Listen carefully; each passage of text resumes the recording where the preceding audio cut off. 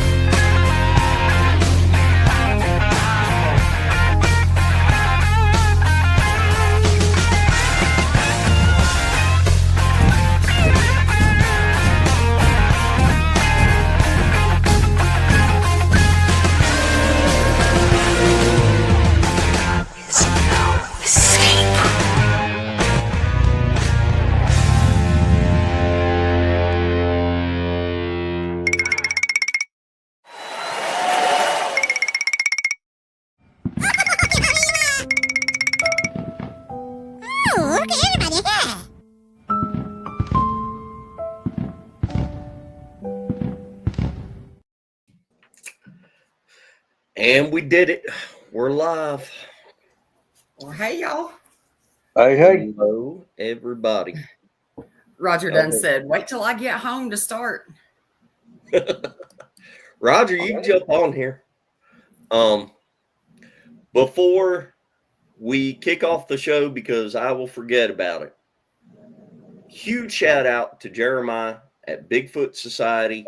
Please, everybody, if you are not subscribed to Bigfoot Society, please go subscribe to it.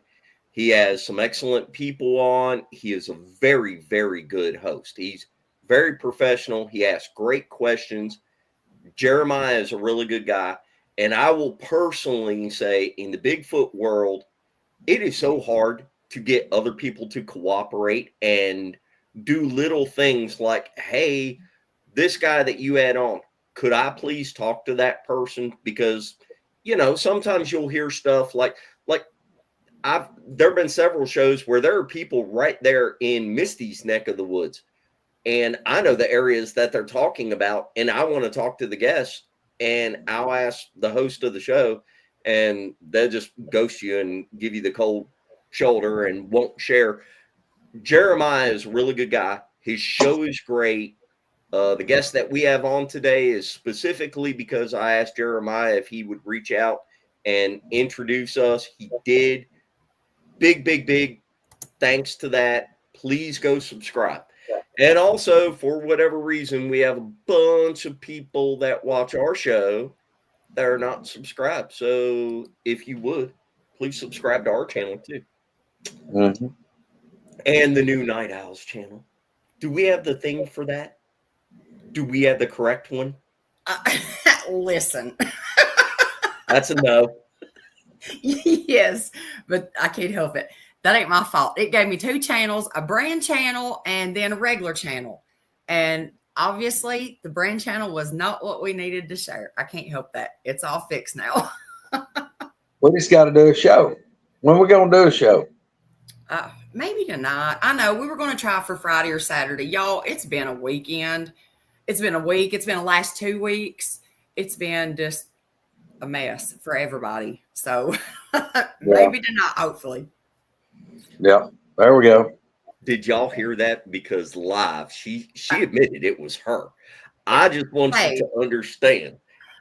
She said it was her. It was her. It had nothing to do with me. It was her. But in my defense, if Spencer would have been available to help somebody, since he already set one up, I wouldn't have had this trouble. So that's great. It's always your fault, Spencer. I see that. I see that. House, what's up? Anything there? Man, just clipping along in life. We had that, of course, you know, went last weekend. Me and Misty went up to the conference at McMinnville. That was great. Got to see a lot of great people, meet a lot of people, and man, just it was a really good conference. And you know, if you wasn't there, you missed out. There was a lot of vendors. There was some cool stuff that you could get. Misty, I found out who bought the other chainsaw Bigfoot that I tried to buy. You know, there was two of them. the big ones. David bought one to put in the museum, is what Amanda said. It's going in the museum at Cherry Log. And guess who bought the other one? Who? Flat Rock. Did he? Yes, Flat Rock. Those were so That's who bought the other one. Yeah, I'm glad Flat Rock got it, but y'all, I wanted one of those bad. I bought. See mine. Yeah, okay, I can't see it. Oh yeah, I can. It's a little dark, but anyway, they had some cool stuff. This guy was carving those with a chainsaw, and he had a bunch of them he carved out, and really, really good prices on them.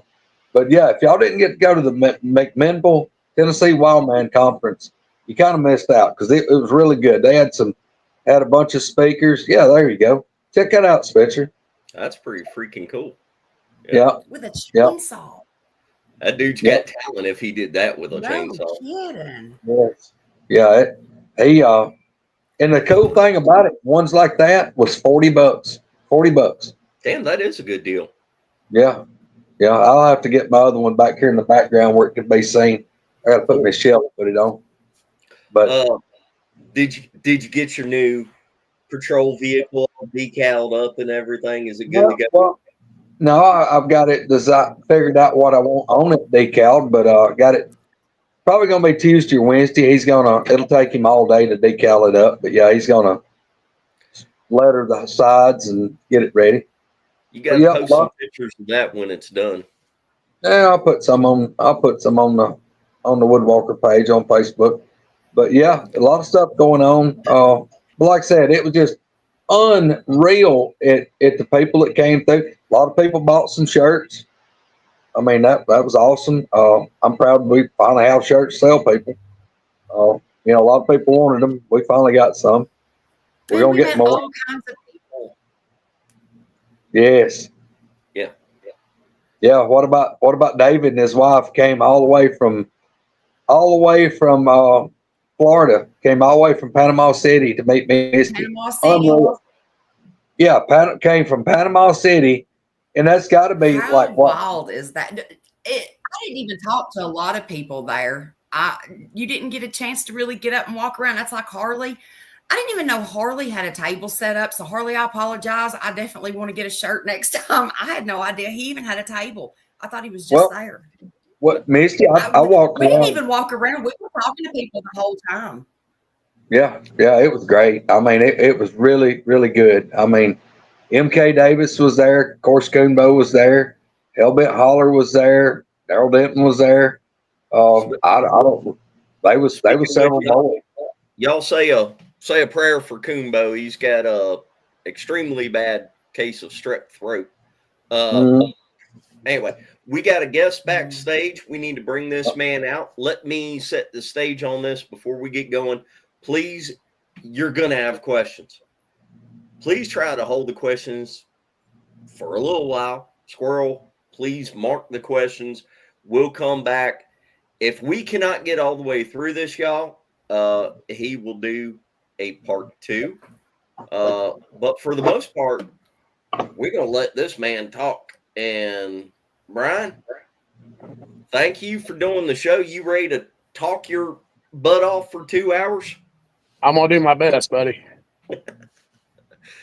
So, all right, look, I'll tell you one of the reasons why I really wanted to have Brian on is because this is like one of those classic cases of somebody buys a piece of property and then all of a sudden they start noticing stuff there at the property.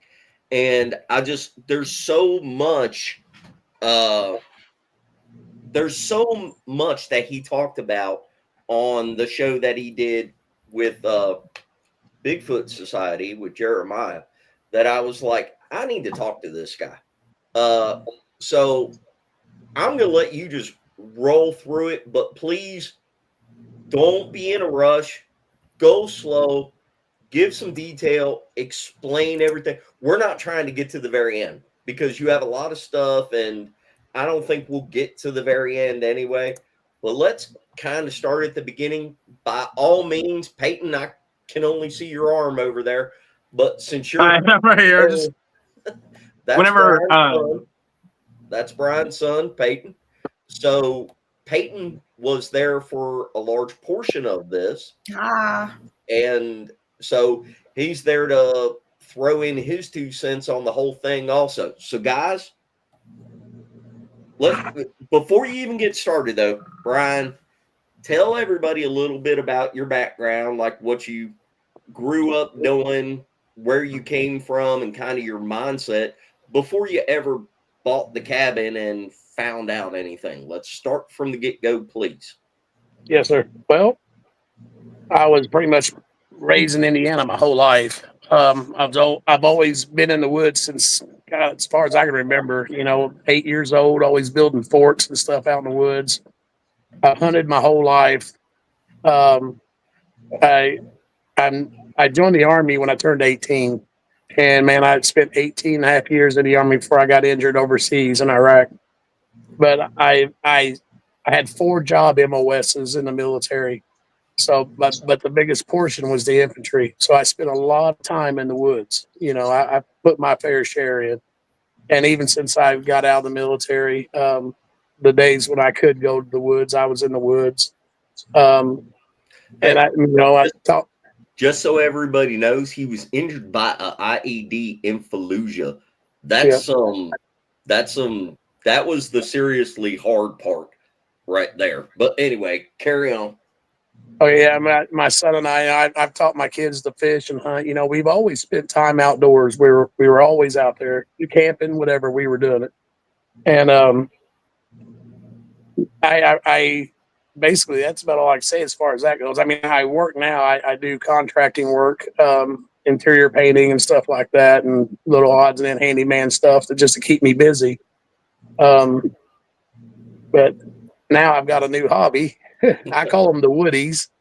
I used to call them the forest people or the woods people. Now it's easier to just say the woodies. I know you guys say the boogers. I say the woodies. It's just so much easier. I feel like I'm degrading them when I say Bigfoot. That'd be like somebody calling me fat guy. I don't want to make them mad or upset them or give them some kind of complex or anything. But anyways, but yeah, I can get right into the very first experience that I think, unless you want me to start on something else. How did you?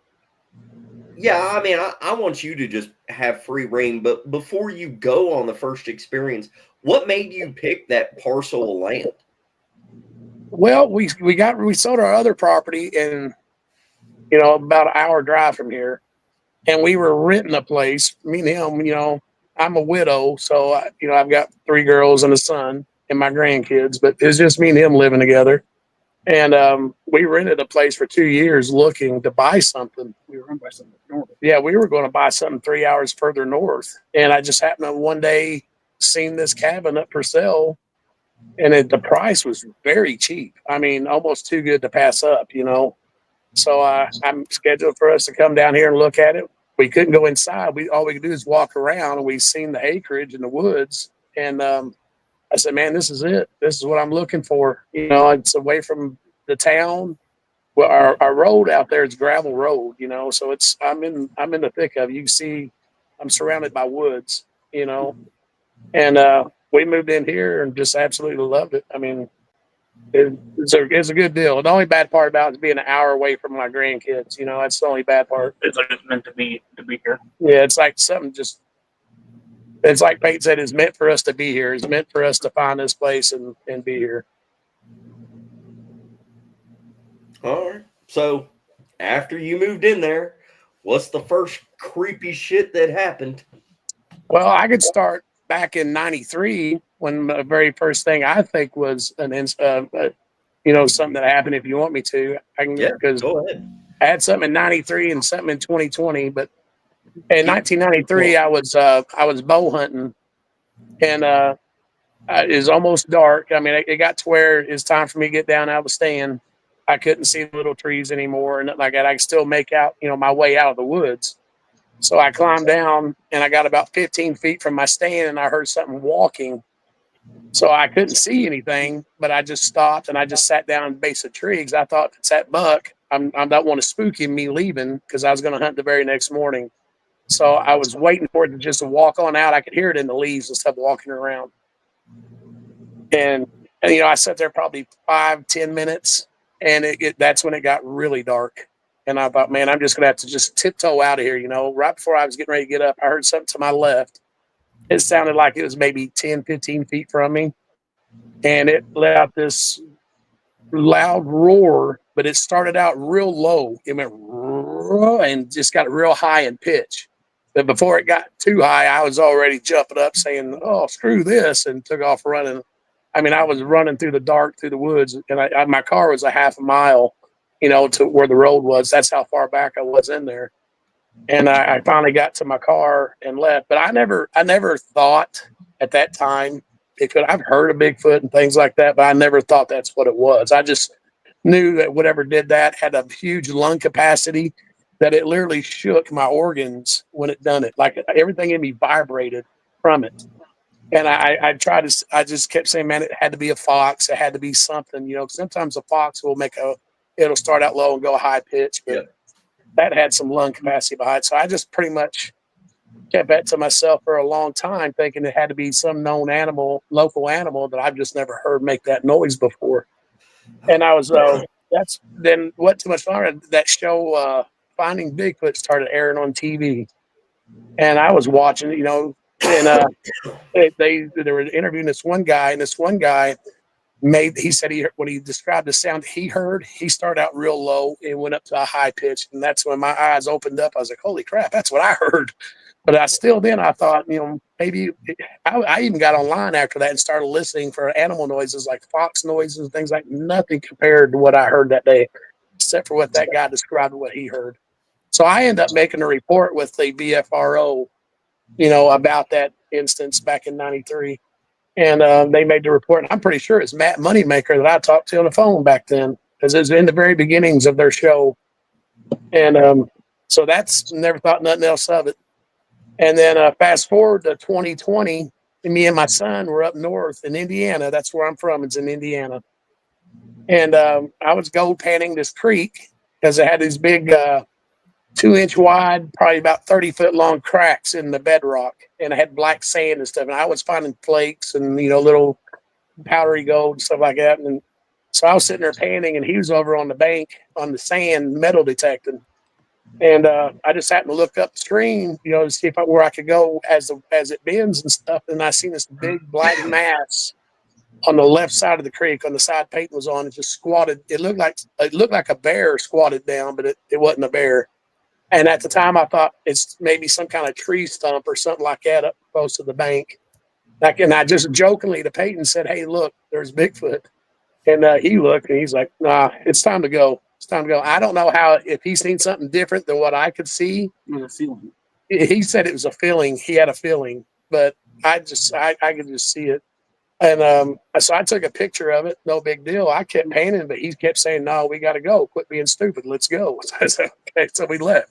I went back out there like a week or 2 weeks later, and whatever that was that I thought was a stump or something was gone. It wasn't even there. Well, maybe it was a bear, and I still even thought bear, but we're in Indiana. There's no bear. I say every now and then you'll hear one, but they're very sparse. They're scarce through here. But, and it wasn't until, and I had that picture. I just saved it, And then when we bought this cabin, the very first night for stuff that happened here, it happened the day one. Well, the night we were moving in, every time we went outside, if it was dark, we felt like we were being watched. We just had this uneasy feeling like you were being watched. And we never thought, Sasquatch or anything like that in our life, about that being out here. We just felt like had this eerie feeling to outside in the dark. It didn't feel like coyotes or nothing. Yeah.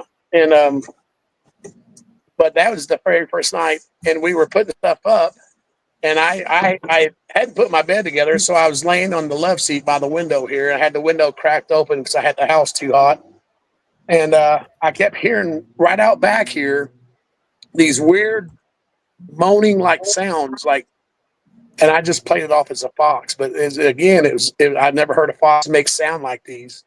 But it just kept doing it like, rah, rah, rah. And so I didn't think nothing else of it. But let me back up. When we bought this house, the woman that lived here, she was an elderly woman. She passed away in this house. I didn't find out about it until after I bought it. But she, I guess, been in here for 3 days before they found her. Bless her heart. But I think that she had some stuff happening while she was living here, because there's floodlights. This house sets up on pillars. This cabin, it's like 10 foot off the ground right here. The floor is 10 foot off the ground, and the other side is 4 foot off the ground because it's built on the side of the hill, and there's a creek down here at the bottom of the hill. But she has floodlights underneath it all the way around, lights on every corner all the way around. Above our garage door, this huge halogen light that shines all the way out the whole front of the house and out to the road. I mean, it just, when my neighbors was telling me one day, he said, yeah, every morning I get up, come to work, and this place was lit up like Fort Knox. Every morning she didn't miss a beat. And I was like, wondering why she did that. I mean, there's really nobody that ever comes out here, so I wouldn't think thieves. And he's like, well, she was just an older lady, she's in her almost 80 years old.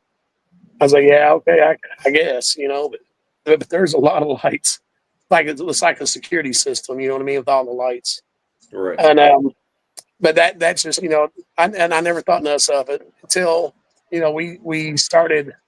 So we seen our first one, should I say? But up before we seen our first one, we lived here for a year. We moved in here in November of 2022, and he went deer hunting the next morning we moved in, right? Right behind you. Yeah, he went hunting the very next morning for the first, that 2 or 3 days. And this was right back here. And he went down along the creek and up on the other side and was hunting that side, that hill over there. And he texted me. I think he texted me and said, hey, I'm hearing stuff hitting trees out here. I'm like, what do you mean hitting trees? He goes, it's like somebody taking a bat and hitting the trees. I was like, no, man, it's probably just the wind blowing and the trees tops are hitting each other, making a popping noise. It's cold. It's winter. And he goes, no, there's absolutely no wind. And I'm like, I thought, well, maybe it's just it's so cold out there that the wood is just popping, popping. I don't know. And he goes, no, he said, there's something down low hitting the trees. So he came on back home. He said he crossed. So I'll let you tell it. Yeah. So here, let's get on over here. So when I texted him about the tree knocks, that entire time I was texting him, when I first sat down, where I was is where they built their first nest. About a year ago, they built their first nest. But when I was there, I had a feeling that something was out here, and it wasn't a coyote. I've hunted woods. I know what coyotes feel like, but this was bigger. It was like I had a bad feeling, like I needed to get out of there. I pushed through it for about 30 minutes to an hour, and then during the wood knocks, I kept texting them saying, hey, there's sounds like a baseball bat hitting a tree. It's really loud, and it went on for 10 minutes or so. And then I just got up and came back. I was like, I can't do this no more. So I left the woods. I came back. I crossed the creek. I came back the hard way because the back of our house, our hill, our ground goes as a deep slope. Yeah, it's real steep. I walked through the creek where we have car-sized boulders. I was crossing those and went up the hill because it's the fastest way to get back to the house, not the easiest way. Yeah, instead of coming down the ridge on the other side of the creek where it's kind of not really a clearing, but it's a path. And instead of going that way, he went down that steep hill across these car-sized boulders in the creek, climbed up those, and climbed up the other side of those hands and knees to get back to the house as quick as possible. Yeah, I had a feeling like something was telling me to get out of there. Like I needed to leave.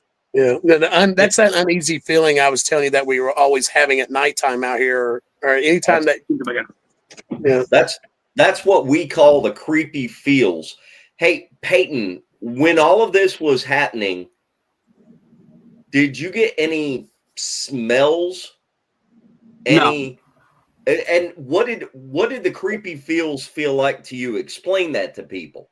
Did it feel felt like you were being stared at? Did it feel like it just felt like something was there with me, but I couldn't really pinpoint what the feeling was. I felt like I just had to get out of there. Like my body and everything was telling me to leave. I've felt that before too. And it wasn't like something was watching me at that time. It just felt like something. It's a vibe in the air. Yeah, it's like I knew something was there, and I knew it wasn't what I experienced before, and I just had to get out of there. Okay. Like it didn't feel like a coyote. It didn't feel like deer or wild dogs or anything. It felt much more. Like it felt bigger and more dangerous. It was like a menacing feeling, like a rabbit trying to hide from a bear. You know, he knows that something's staring at you. You know he's going to be scared. It's the feeling like dread, almost a dread feeling. Mhm. Like, hey, you can't smell it, you can't see it, you can't taste it, but you can feel it. You know, you could feel there's something wrong, and that's your sixth sense saying, "Hey, you need to move on." And I felt that a couple of times. I mean, we felt that with ghosts before, and yeah, he's been in his deer stand back here in the far corner. We got a 3-acre field back here, and he was on the corner hunting that field. And he called me one day and said, "Hey, there's somebody in the woods back here talking, but I can't understand what they're saying." And at the beginning of it, I thought it was our neighbors that lived far away across the street. And then I kept listening to it, and it sounded like it was maybe 100 and something feet away from me. It was like a man and a woman talking, but I couldn't understand what they were saying. It was like gibberish. And it sounded like it wasn't coming from behind me. It was coming in front of me in our woods. Dude, hold on one second. Shameless plug for the whole channel here. Go back and watch Greg House's original videos on, well, of course, on our channel, but go back and look at the Sawdust Beast when Greg is talking about. Greg, how did it sound again? You talking about the Bella Roar scream howl? No. Whenever the two were talking and they picked up the log and it sounded like Velcrunter. Oh, the two that I heard that was within 100 feet of me that day talked for several minutes. It sounded like Native American, or it was like a blend of foreign languages, but with some native in it. But these kept repeating, like they'd get stuck on like a syllable. They'd get on a syllable, but and they were different voices. One was deeper than the other, but it would go, "Oi, oi, oi, oi, yeah, yeah, oi, hey, yeah, oh yeah, oh yeah." And it was just back and forth and back and forth, and there wouldn't be much of a break in it. It would be like as soon as this one stopped, the other one. And I'm picturing two things that they're just face to face, like like a heated argument, and like they were fussing at each other. And it just kept going back and forth and back and forth and back and forth. So yeah. When he was calling me and telling me about it, he was whispering, say, "Hey, there's somebody out here in our woods." And I came out here and sat on the deck, and because in this holler you could hear quite a ways. And our neighbor lives, quarter mile up the road here. He's got cattle and stuff, but his house is real far off the road. And I'm thinking maybe his grandkids are over there and they're just playing and talking and loud and stuff, and that's what he's hearing. But Peyton said, "No, they're coming from a different direction in our woods." I was like, "Well, keep your eyes open in case you see anybody, just let them know, hey, somebody bought this place and it's not vacant anymore." So, because, there were 2 deer stands back here and the old woman wasn't hunting. So somebody was sneaking on here and hunting, you know what I mean? And I told Peyton, so maybe it's somebody back here. They look in the hunt again, and just tell them, hey, the property sold. We bought it. It's our stands now. Unless they can prove it's theirs, we'll let them have it. But that's what he was hunting out of, is one of their stand, or somebody's stand that was left here. But that's just, one of the experiences that we had, and we never really thought too much about it. We kept just driving on, and every once in a while, like the last spring in 2024, I went mushroom hunting, tried to find some morels. The very first time I've ever tried to look for a morel mushroom, and I thought this would be a perfect place. So I scoured these whole woods. Yeah, and I seen these structures in the woods, like these logs laying certain ways, going certain angles, and a grapevine that was like made like kind of bent and wrapped around at the bottom and had a bunch of sticks going through it this way and over it this way, just a bunch of them. It was leaned up against the tree. And I was telling Peyton, I said, "Well, that's weird." And there's this one cedar tree that a bunch of limbs were broke off of it, and they were stacked along the edge of that cedar tree. It looked like a little cage or something in there. I always called it, I said, that's probably a Bigfoot playpen where they keep their little ones at while they're out foraging, joking around. and but I never thought, Bigfoot or nothing like that. And for the longest time, like one night I was here, this was the first couple months of us living here. I was out here on the deck. It was probably 9, 10 o'clock at night. It was winter. And I heard something over here to my right bellow out this loud roar. And I'm like, what in the world is that? And I thought maybe it was a cow. Maybe it was one of the neighbors' cows. I said, but I've never heard a cow sound like that before, unless there's something he's clearing his throat or something. But I was telling my daughters about it. I said, this is the craziest sound that I heard. I've never heard that before. But, never thought Bigfoot, never thought anything like that. And it wasn't until June of last year, 2024, we bought this little Yorkie. Well, up before we bought the Yorkie, we were hearing people whistling in our woods at nighttime. They would whistle and they would break sticks and limbs. Yeah, hit the trees with these knocks, like somebody taking a ball bat and just slammed it. The first time I ever heard one, it sounded like they took a wooden bat and hit the tree so hard that it shattered. That's how hard they were hitting the trees. And I would come out here on the deck and I'd be like, hey, get out of my woods, thinking it's people. And but I would never see a headlamp. I wouldn't see any kind of flashlight, nothing. But I could hear them walking, but I couldn't see any light. Now I'm thinking, man, are they out there using night vision or something? What's going on? But we would hear that for a while. And then we bought this little Yorkie. Maybe I'm out here. Can you describe the whistle? Was it the kind of like soft, just like, or was it the long one tone? Long one tone. I hear a lot of those, but I've heard the short ones.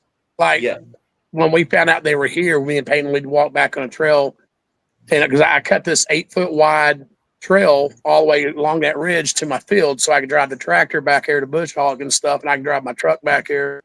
But we would walk it. This is after we found they were here. We would hear like whistles, like real soft whistles, like, hey, here we are. Or like, people talk about hearing whoops with a P on the end. I never heard a whoop. I hear woo, W-O-O. Like they'll woo all the time. And when we would walk back here, we hear one go woo, woo. Just a quick little couple woos to say, hey, here we are. We're right here. Because I walk back and say, hey, I wonder if they're on this side today or on this side, because they have nests, about 20-something nests all through the woods back here on both sides of the trail. Stop. You're getting ahead of yourself. Stop. Go back to the being out on the deck and hearing the people and you're yelling. Oh, yeah. But yeah, we would hear them, and we just thought it was people in the woods. That's all. And I've got videos of me coming out here at night when I was here by myself when he moved to I'm sorry, I don't want to say any towns. When he moved back up where my daughters live, I was here alone, and I would hear whistling and stuff like that out in the woods. And I would come out here and I would just like, I'll record. Like I am no joking at all. There is somebody in my woods whistling, just walking around whistling, and I can hear footsteps, but I can't see nothing. It's pitch black. And then you would be at the campfire. Yeah, I'd come home from work, and when I was contracting, like I would work in the summer and take the winter off. But I'd come home from work and I'd build me a little bonfire down here. I call it the island. It's just a piece of land in between two creeks that wides into each other. And we got a little fire pit down there and a hammock and stuff. And I'd sit down there when I get home in the evening, start me a fire, and I would just sit there, my back to the woods, my house, me facing the cabin, looking videos and stuff like that.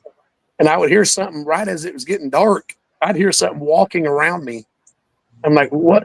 And I thought, why would deer be walking? Because it was heavy, but it wasn't like stomping heavy. It was just like it was breaking limbs and snapping limbs as it's walking, like little twigs on the ground, with its feet.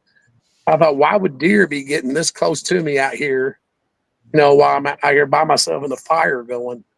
And they would walk all the way around and just back and forth, just keep circling me. And I'm like, so I would start getting an uneasy feeling. Then I'd come on in, let the fire burn out. And then another night I was out there doing it, but this time I was facing the woods with my back to the house.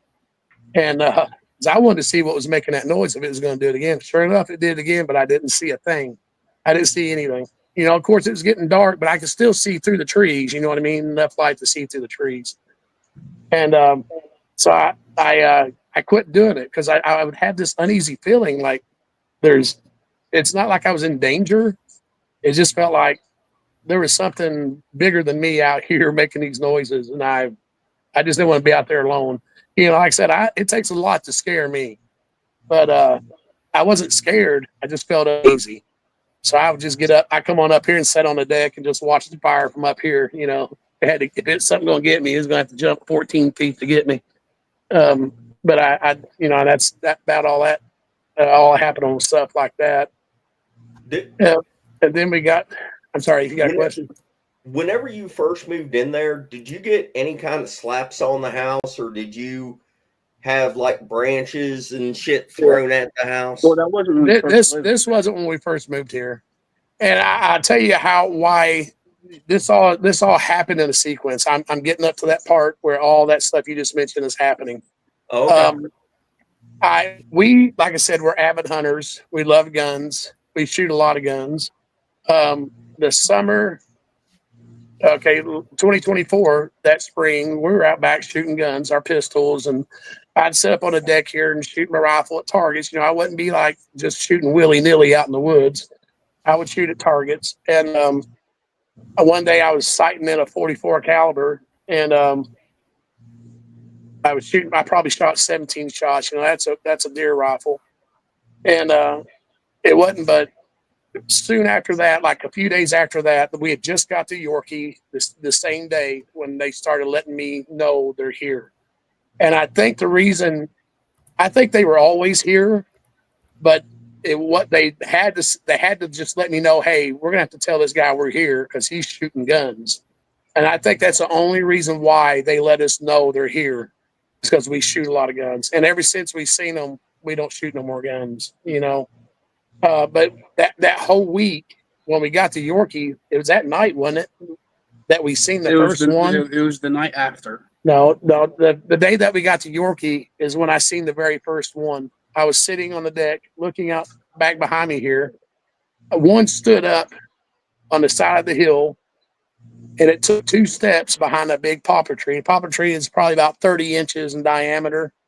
It stood behind it, but it was bigger than the tree, wider than the tree.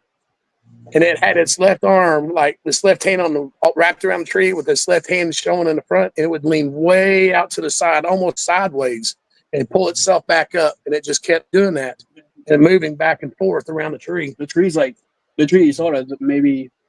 Yeah, it was about 60 yards away. It's how far the tree was from where I seen it on the deck. But it was almost dark. Like you couldn't see the little saplings, but you could see all the big trees. And this thing was so black compared to everything else that was black in the woods. It was the blackest thing out there. I couldn't make out any facial features or anything. I could just see the body. I could see the muscles on its shoulders had big shoulders. I could see the pecs. I could see the muscles and the biceps. They were just huge. And I thought, that ain't a bear. You know, and that's when my stomach, everything in me just dropped down to the bottom of my stomach. I was like, oh my God. And I was recording on video. And but I was watching it with my own eyes. And then when I went back in the house to rewatch the video, all you can see is like a black blob moving. And I thought, man, with my own eyes, I seen it so perfectly, you know, the outline of it and everything. I couldn't make out, like I said, any facial features. So I started screenshotting the video. And that's when I got a real good one of it leaning out from the tree. You can see its mouth and, you know, part of its eye, but you can see his shoulders and his arms, how massive he was. But that's when we realized we had a situation out here. And when I seen it, it was that week they were tormenting me and Peyton and my dog. I mean, they would come up and smack the house so hard that you thought a tree had fell and hit the side of the house, because it was like, boom. But I even did a video the first time I'd ever done it. Me and him come out here on the deck. It was probably about midnight. And we were just like, something hit the house. I thought then they threw something and hit it. I thought they threw a big log and hit the back of the house back here. I said it couldn't have been a limb falling from a tree, because there's a roof on this thing. Has a wraparound deck, but on the back there's a roof over it. For it to hit that back wall, it would have had to come in under that roof sideways and smack real hard into that metal wall back here. And that's what maybe they threw a rock. But you know how if you throw a rock and you hit a metal building, a metal sided building, it's going to make a distinctive sound. It just sounded like a big thud. And then he said, well, maybe maybe they hit it with their hand. And I was like, could have been. That could have been what it was. I said, we'll look tomorrow to see if we see a log or anything back here. We didn't see nothing. Nothing. Couldn't even see where they would hit it. I don't even know where they hit it, but it's like the whole back wall, more towards my bathroom. Because his bedroom's on one side, my bathroom's on this side, then my bedroom's more up towards the front. But it woke us both up, man. We jumped up. We were outside looking. We turned all the lights on, our Fort Knox lights. We were just looking, man. We was like I said, I got a 12-minute video. And then we heard when we were out here trying to figure out what happened, we heard them out here walking and breaking twigs and throwing rocks. They were throwing like little bitty, like quarter, like gravel size rock, just tossing rocks. You could hear them chucking through the leaves and trees and arching down and landing over here by the deck. And but for a week, they kind of did stuff like that. They tormented my little dog. They drove that little thing crazy. And like they would come up and peck on the deck. I've got it on recording from my security camera and stuff. And sometimes I would leave my cell phone out here to record on the table. They'll come up and you'll hear a rock just roll across the boards on the deck, and then start tapping. And then you'll hear another time you'll hear a stick hit the deck. It's just sitting there tapping on the deck, and then you're Easton running out here, my dog, run up here because we got two patio doors, two sliding doors side by side here. He'll run up to them and, looking out the window, barking and going crazy. And I've got stuff on video where I hear like a baby laughing. I could hear woos. I could hear talking. I recorded this one howl. It was raw, but it was like such a loud raw. It sounded like a lion and an elephant and something else all in one, mixed into one. It just roared, just did this real quick raw. As soon as it did that, I thought on my recording that it was an echo because it made that sound again at a distance. But I had a guy, one of the researchers I shared it with, listened to it and cleaned it up. He said, no, that's not an echo. That's a response. I was like, oh, wow. And no, at this time, we only thought there was one out here because that's all we seen was just that one. I didn't know they had family groups, and multiples living in one area. I thought maybe one, I was hoping it was just passing through. After I started, listening to all the whistling in the woods and the structures that I seen, I didn't know what a structure was. I just seen these sticks laying in certain places I knew wasn't natural. Like a blind. Yeah, kind of like a hunter blind. That's what I told him. I thought they were people hunting and they built their own blinds. Did you find them where it'd be like one sapling bent over this way, one sapling bent over this way, and other stuff stacked on top of it? Yeah. We got a cedar. I'm sorry. Was it in a place that was elevated looking down at your house? Yeah. No, not looking at the house, but further back in the woods. It's by the field, by his hunting, his 2-man stand. They built it. Yeah, they had these because we didn't even know it was there. We've been all over these woods, and I've never seen it before. When we had the we found out what was out here, we were ready to pack up and just leave. We didn't want to stay here anymore. We thought, man, we didn't sign up for this, especially that first week of them tormenting us, hitting the house and breaking limbs and throwing rocks. Yeah, it's like we couldn't sleep. I don't know if it was them making us not be able to sleep, or we were just so stressed out that we couldn't sleep. Like when we try to go to sleep, they'd hit the house and wake us up. You know what I mean? Yeah. And they would do that. Somehow they knew we were going to sleep. Smack, the house would get hit, or a rock would hit the ceiling, the roof, because it's got a metal roof. A rock would hit the roof so hard you thought it'd come through the roof. It just things like that for a week. Like I said, they tormented us. And one day Peyton came home. I was sitting in the house. That's the day we had to get rid of the Yorkie, because that morning Peyton, I had the patio door open, but the screen door shut. And Easton would not, the little Yorkie, he stood under my coffee table. He was so petrified. He slept under my bed. He would not come out. He never went to my room. Yeah, he would never go back to Peyton's room. But we'll get into that later on what happened on that. But that morning when Easton was under the coffee table, he was like stiff-legged and kept smelling the floor. He would move real slow and just kept smelling the floor. And he would look towards the patio door, I'm like, come on, Easton, get up here. And he always would jump up on the couch with me, you know, but he would not move from out from under that coffee table. Then Peyton come in here. I said, man, they've got this poor dog scared to death. And I said, well, I said, he might just smell something outside. Just go ahead and shut that patio door.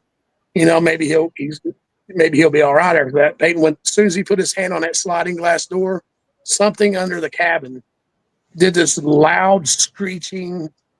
It's a high pitched screech scream.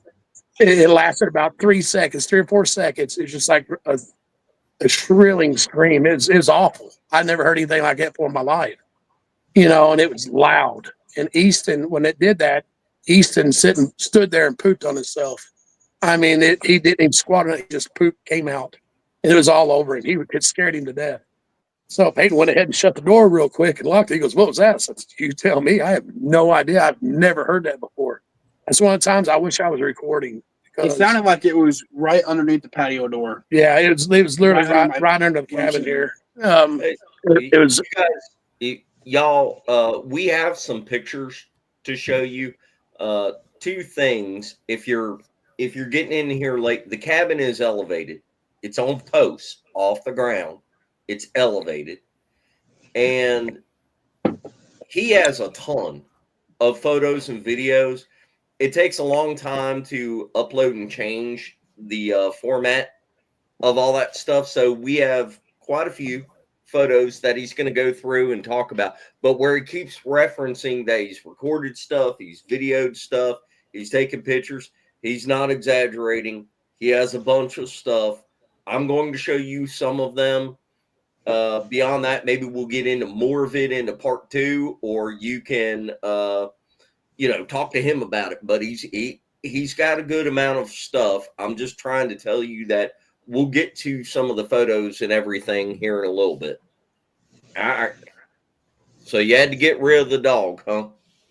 Yeah, the day that morning when that happened, and Easton, pooped on himself, I called a friend and said, hey, can you take Easton? Because, she's like, yeah, I'd love to have him. So Peyton load him up. We cleaned him up, because he had poop all over him. And Peyton cleaned him all up. He was real timid and scared. It's like he never acted like that before. And so Peyton took off, drove him an hour away, and then he came back. And I had the windows open, was kind of cleaning a little bit. And I kept smelling this bad smell, like a dead animal. I was like, wow. I said, something has died out here. And Peyton came home, and he come in the front door there. He goes, Dad, there's something dead out here. It smells right as soon as you get to the corner of the house on the far end. He said, you can smell like something's dead. I said, yeah, no, I smelled it too. It was like rot and BO. Yeah. Is what I smelled. Yep. And but in 5 minutes, it was gone. After Peyton said that, I said, yeah, I smell it too. About 5 minutes later, we didn't smell nothing after that. And then the next day, I went to where I smelled it at the corner of the deck here. There was a rock on the corner of the deck that was not there before. It's like they reached up 15 feet and put the rock there. Oh, yeah, up on the railing, yeah. I was going to ask you about that, but I was going to wait. How many times have they left y'all stuff like bones, turtle shells? You want to grab some? No, they gave bones. Yeah, I did. I got that turkey bone. It's petrified, but it's been worked. It's a turkey leg bone, but it's the joint. It's about probably 2-3 inches long, but it looks like it's been scraped on a rock, and it's got cut marks in it. And I thought it was a whistle at first, like a turkey bone whistle. That's what it looked like, but it's found in the creek. And they left me that's real old chainsaw wrench. It's rusted. I mean, it was just horribly rusted. Like it'd been out in the woods for 20 plus years. He's gonna get it real quick. But they left that back here on the stump for me. And when I brought it up here and looked at it, it had a big long 3-inch black hair stuck to it, jet black hair. And I thought, wow. So I took a picture of it with the hair on it. But when I tried to take the hair off to put into like a little sandwich baggie, Ziploc bag, it broke in like 3 pieces because it was really stuck to that chainsaw wrench. But they left me a black feather, big crow feather up here on the porch, on the railing, a broken piece of green glass. Yep. There was these bottles when I was mushroom hunting. I found these real old bottles from like the 50s. There's old Spike, a square Spike nail. I don't know if you can see it. Yep. The chainsaw wrench, it fell behind the chair there. Kinsey knocked it off last night. And but I found these old bottles on my neighbor's property. It's up next to mine when I was mushroom hunting. And there was like green glass bottles, like a cork, the cork type. And I was like, oh, these are cool, and just set them back down, left them where they were, where I found them. A few days later, I found a piece on my front deck. I found a piece of that green glass because one of them was broke, sitting on the railing of my deck. But at that time, I thought, well, maybe a crow or something picked it up, or carried it over there and dropped it down because maybe the woman lived here before, fed them, and they say if you feed crows stuff, they'll bring you gifts if you keep feeding them. So that's what I thought at the time, that was them that left. That's when I found the glass. That's what I thought. But now I know it's them leaving us gifts. But yeah, I walked the trail one time and got to the curve and then you go around the curve and it goes towards the field. It's about 75 feet or about 75 yards right there before it gets to the field.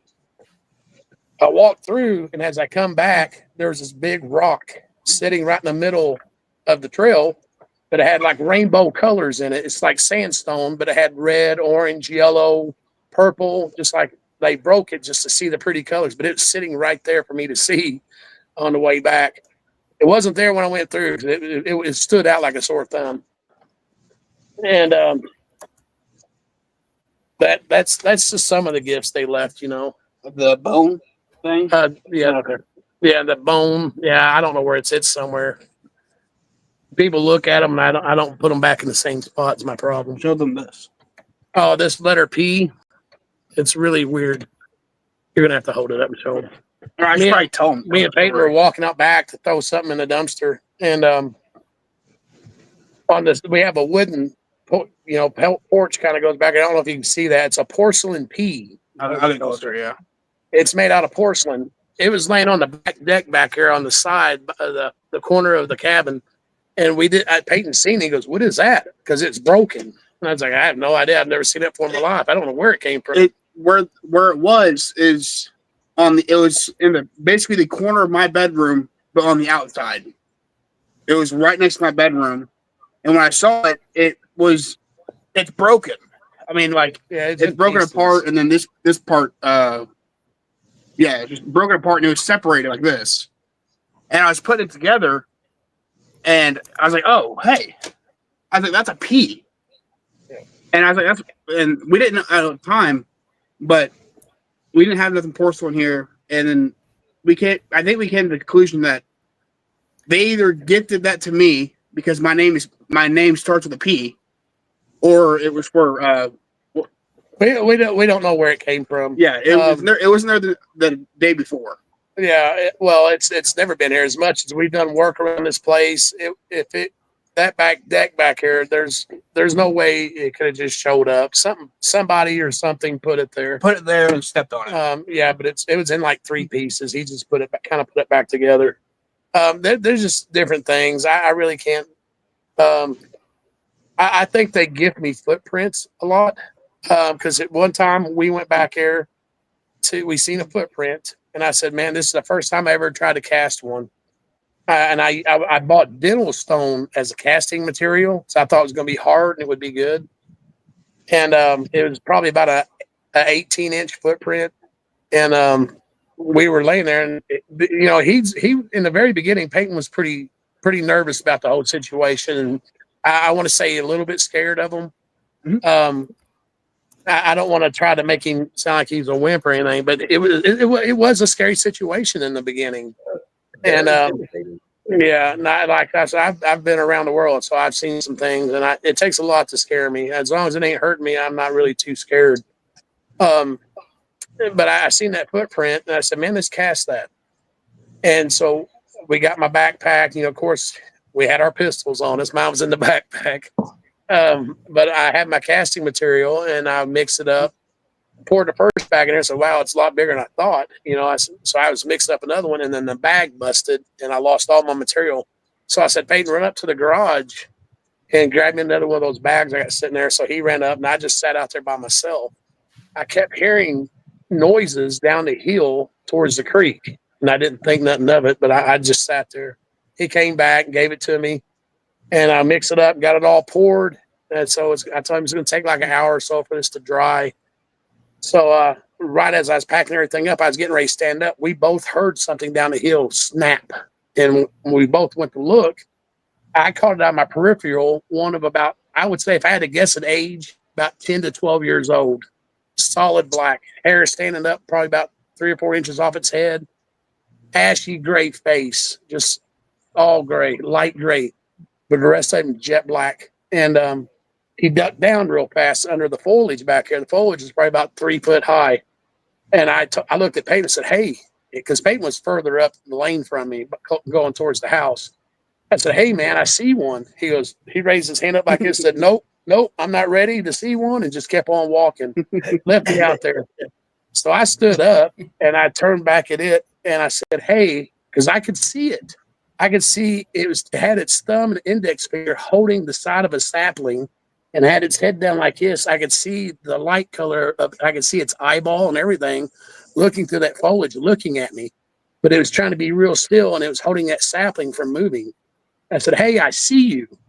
And as soon as I said that, another 20 feet down the hill, a big one stood up.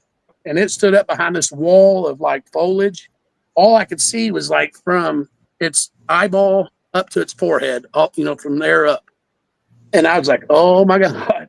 I went ahead and real quick, I had my phone out already. So I went ahead and took a picture real quick, just one picture. And I said, hey, you guys are safe here. We don't mean you any harm. I said, where these orange tags are going down the trees here, I said, anything on this side is what I own. I said, but you are welcome to share it with me. I'm not going to run you off. I'm not going to try to hurt you in any way. Just don't hurt me or my son. And I said, we're up here because I think that little one was sneaking up to see what we were doing up there on that flat. And I told him, I said, we found a footprint and we're trying to cast it, to save it, for just to remember you all by. I said, if you don't want me to have it, step on it. I'll leave it out here overnight. I won't pull it up. I said, if you don't want me to have it, step on it and break it. And I'll know you don't want me to do this anymore. And I won't do it anymore. So we went on in the house. I left it out there overnight. That next morning, now this is where the crazy stuff's going to come into play, okay? Because this is my first experience of the crazy. People call it woo. But I'm getting ready to throw you all for a loop. And I want you to know, I would never lie about any of this. I am not crazy as far as I know. This is stuff. Now, I can't speak for everybody else what they say has happened and everything. I can only tell you what I've seen and what has happened that we've experienced. We're not going to lie to you. We're not trying to make money off of this. We're not trying to write a book. We don't want none of that. It's but that morning at 5 or 6 o'clock, I can't remember. I got a flash. I was asleep. I got this flash in my vision, in my like a dream. But it was the Bigfoot that's further down the hill. It was its face that I seen, that much of it. I seen the foliage. I seen its eyes. I seen its forehead. And then my ear, it sounded like my ear just turned on like an old time speaker, like a buzz. It did a click and was like, bah. Then I heard the word Wegum, Wehgun, Wegum. And I woke up real quick. I was like, yeah, because it was so real. I thought somebody had walked in my room. Some man walked in my room and said, wake up. And I woke up and was like, yeah, what? And there was nobody there. But it's like, it's so real. It's like literally somebody was here and said, and I kept saying, wake up. I said, it didn't sound like wake up. It said Wegum or something like that. So for the longest time, that whole day I thought about it. Even when I come in here, my ear was ringing so bad, or till about noon that day. It would just ring constantly. And it was just my right ear. I've already got ringing tonight, or, from the explosion in both ears anyway, but this one was really loud. And so we sat there and I just kept saying, man, I don't know what that was. It was so real, so lifelike. Then that's when he started telling me, oh yeah, I've been having dreams about him all the time. Like, really? And he could tell you some crazy dreams, man. But anyway, what validates what I heard was real is about a few days later, I came outside, and because I always come out here and I'll drink some tea. I'll just sit there and drink tea. This was probably about 12 o'clock, 1 o'clock in the afternoon. I came outside. As soon as I sat down, I heard back here behind me in one of the nests. Wiggle. And all the hair, I still get goosebumps when I think of it. All my hair stood up because that was the word that was said to me in my ear, wiggle. And I thought, holy crap, it was real. That somehow, I'd never heard of mind speak. I never heard of that stuff before. I just thought it was so real when it happened that I thought somebody was in my house. But then it did that out here. And then the very next day, I had a friend here. She was sitting out here. I came back out again, set my tea down, and something out there again, but this time in a more of a female voice, real high pitch, went, wiggle. And I was like, oh my God. She goes, who the crap was that? I was like, that's them. That's what I was telling you I heard yesterday. They said it twice. And I think they were telling me that because I couldn't believe, I was thinking it was a dream, that there was no way it was real. But I think it was their way of letting me know, hey, no, we said that to you. And that for a whole year, I thought that was a name, either that was their name or they named me Wagum. I don't know. But one of the researchers this year, beginning this year in spring, found out what Wagum means. The Cree Native Americans were in this area, and that's Cree for friend or brother. So Really? that's their language, friend or brother. And I thought, oh my God. So yeah, they're just, maybe they're telling me they're friendly, or we're friends. So, but they do that's just, I'm going to tell you another mind speak that they done to me this year, just not too long ago. I was sitting in here on my left seat watching TV, eating a sandwich. My ear turned on, but this time it was my left ear. I had the click noise and the hum and the buzz. It did that, but what I heard was no talking. I heard like somebody walking through heavy brush, and the leaf, you could hear the footsteps hitting the leaves and crunch, and then the brush like rubbing up against their body. I heard that, and I was like, and I thought, oh, they're tuning in to me. They're going to talk. I said, hey, I'm here. I could hear you. And as soon as I said that, it turned off. I thought, man, I sat there. I was like, am I going crazy? Am I losing my daggone mind? Because this does not happen, But, when that happened, I'd already heard about mind speak and stuff like that through other researchers. It's like they accidentally. It's like they accidentally clicked on to me and was like walking by. It's like, oh, and then when I said something, they're like, oh, hey, shut off. Hit the power. Kill the comms. Kill the comms. Yeah. I forgot to put it on mute, But I've had other things happen as far as mind speak goes. But I just want to say that stuff's real. Have you ever gotten images? And Peyton, have you ever had the mind speak or images or anything? I've never had like what he had, the flashes or the images or whatever. I have dreams. They talk to me in dreams. They come to me in my dreams because I don't know if it's at the beginning. Didn't Gary Spikes just say they'll talk to you in your dreams in the comments? Yep. Yeah. So I think the reason they talk to me in my dreams is I don't know if it was easier for them or if it's easier for me. They know Peyton's still kind of not really scared, but they know that he's not really full blown seen him like I have, like stand straight up right. Not in real life, but I have definitely seen him. He will see the black mass, but he can't see him for some reason. We were walking the trail one day, and there was a young one right at the curb of the trail, just on the other side of the curve in the treetop. It was like 40 yards from us. Yeah, 40 yards. I said, Peyton, there's one right there. I said, it's a young one, probably about 10 years old, a young one, gray face, black hair. And he's like, I can't see it. I was like, it's right there. I even put it on video. I was recording it, and I took a picture of it and everything. And I held my walking stick up, was pointing, but he still couldn't see it. But it was right there. It shows up in the picture and the video, but he just couldn't see it. And I think if they feel like you can't handle seeing them, they're not going to let you see them. Because I have 2 photos that I've captured on security camera where I see it plain as day, but he can't see it. Yeah. So, but I understand what pareidolia is. I understand. I'm not an idiot. I know what that means. But for some reason, when we take pictures and videos, when we see it with our own eyes, crystal clear. When you take a picture, for some reason, it's blurry, and I don't know why. It's like And I could take a picture with the same distance, the same time of day, and be crisp and clear. But if you put one of them in it, it's blurry. And I don't know why. And it's not just them, it's blurry, it's the surrounding of them. The whole picture is like blurred.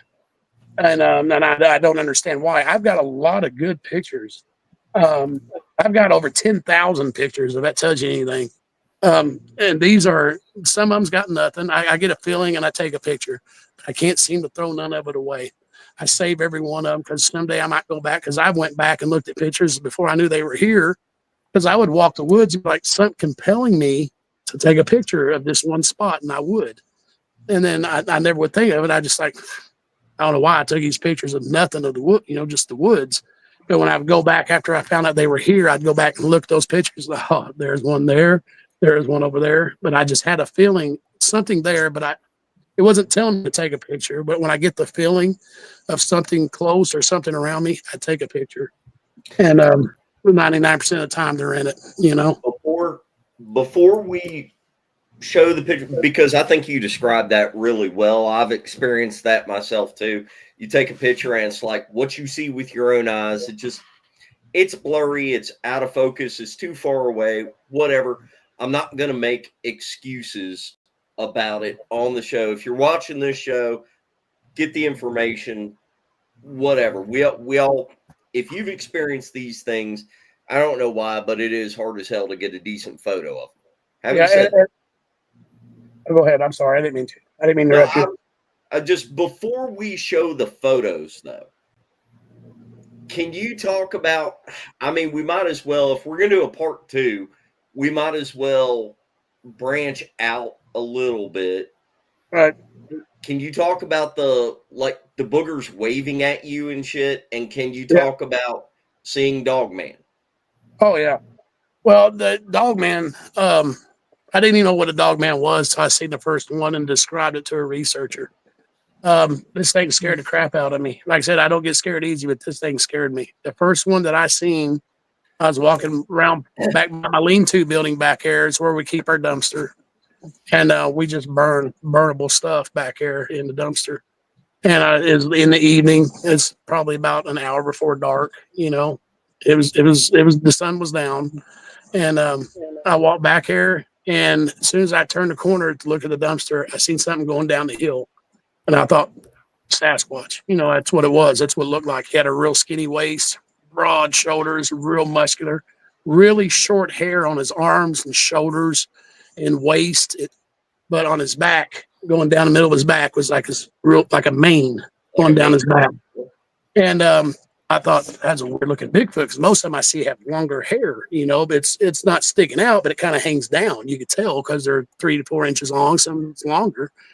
This just had like a form going down its back of long hair, like a mane. That's how I'm going to describe it. And it had a little tail. From what I could see, it looked like a little tail, but I thought at the time it was hair. But when I went to take a picture of it, because he's only 30 yards away from me, not 30 yards, 30 feet. He was 30 feet from me, just going down the hill. Yeah, I went to take a picture, and as soon as I was getting ready to take the picture, he turned his head sideways and looked over his shoulder like he knew I was going to take his picture. That's when I seen the long snout. He had a really long snout and a real skinny snout, real long. He had his gum like pulled up on his top lip, raised up where I could see his teeth, like he was snarling, but he wasn't making any sound. And that's when I seen the pointy ear. I thought their ears would be face forward. These were sideways, pointy up on the side. And I didn't see the ears when he was going down, but when he turned his head, that's when I seen the pointy ears on top of his head.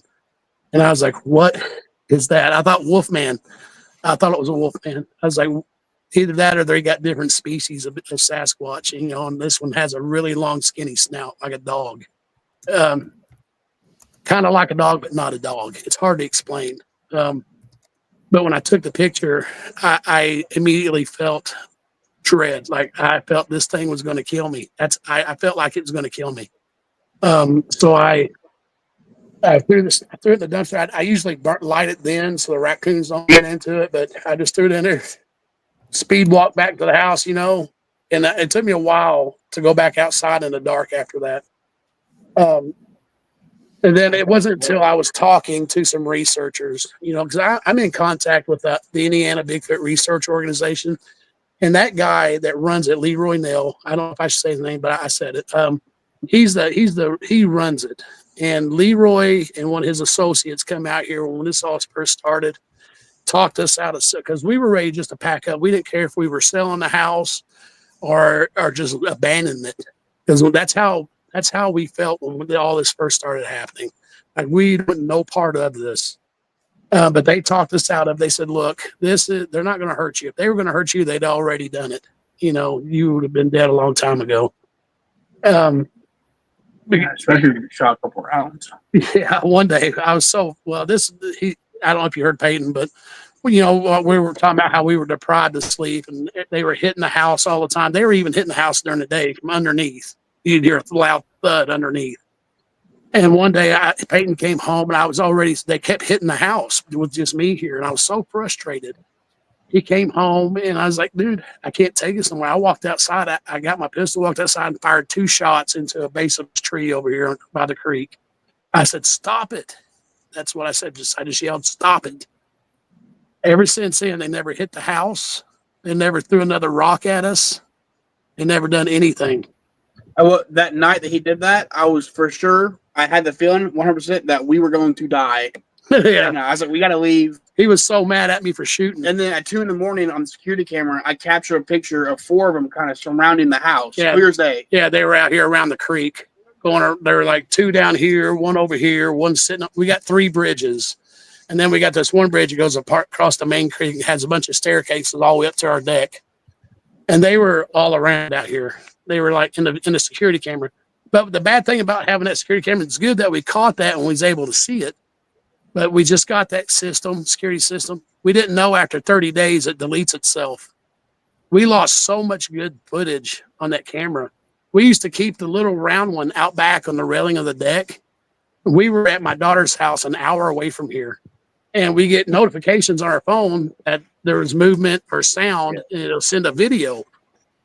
Well, we got a video of movement, and the camera, it's facing down towards the creek. It just slowly starts tilting back. It's on a magnet base, so it can't move. It's really, really on there. It takes force to really make it move.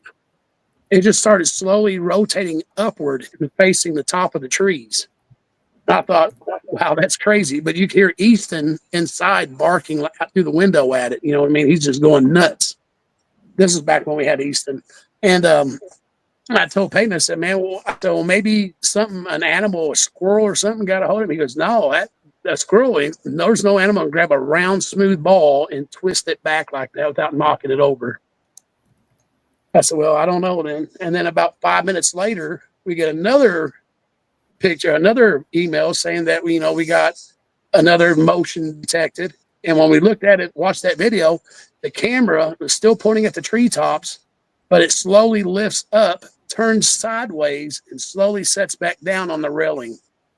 And that's all it did. And I thought, man, this is awesome. I said, I don't know what animal is going to pick it up like that and so fluently turn it sideways and set it back down. And like again, you still hear Easton going crazy through the mini blinds. He ripped my mini blinds apart. He was going so crazy. And I thought had to be a squirrel, had to be a raccoon, anything. I don't know. But I knew they were here. That's why the cameras are out there. But they've never done anything in 12 or 1 o'clock in the afternoon either. It's always been at night.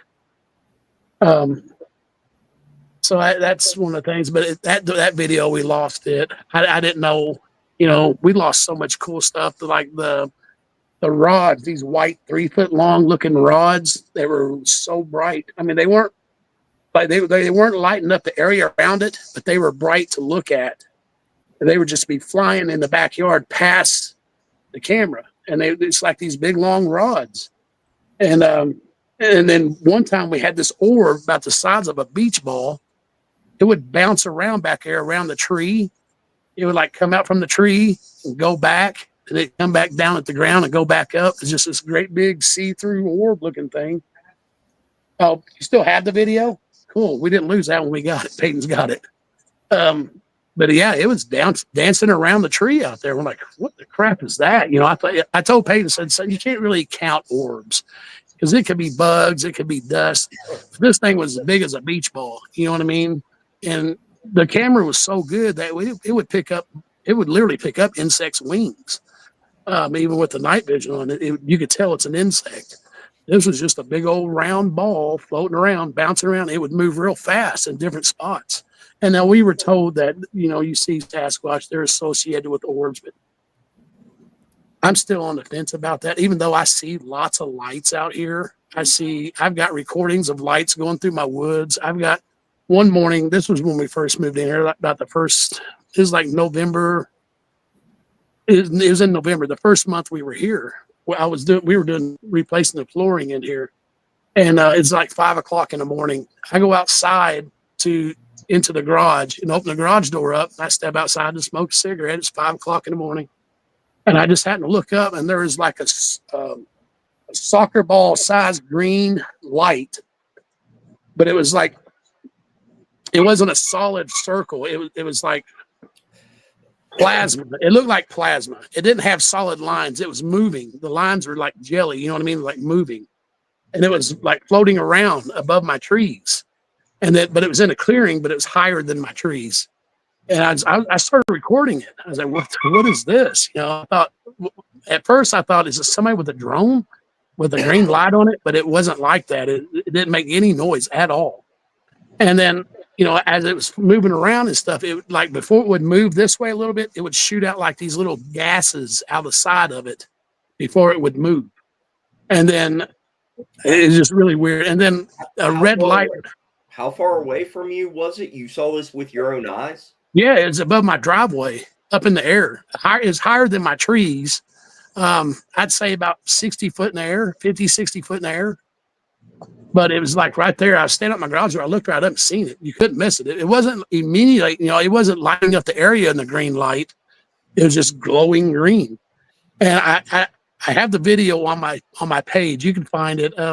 You'll see that you can watch the video. But as it was moving around, all of a sudden a big red light, a huge red flash right above it, like something was above it. It lit up the clouds and everything. And then once it did that, it just like once that big red one flashed real fast, the green one would like shoot out like these gases, green looking gases out the sides of it, and it would move down. Then it started stepping down, getting behind the trees. So I stopped recording. But yeah, I got a really good video of that. But I've got a lot of videos of lights, orbs. People call them orbs. I call them lights because they look like lights just going through the trees. And sometimes they go real slow, then it'll go real fast. I've got a bunch of videos of that stuff. But I don't know what it is. I don't know. Let's talk about. So we're gonna show pictures, and that'll take a little bit, and you can explain those.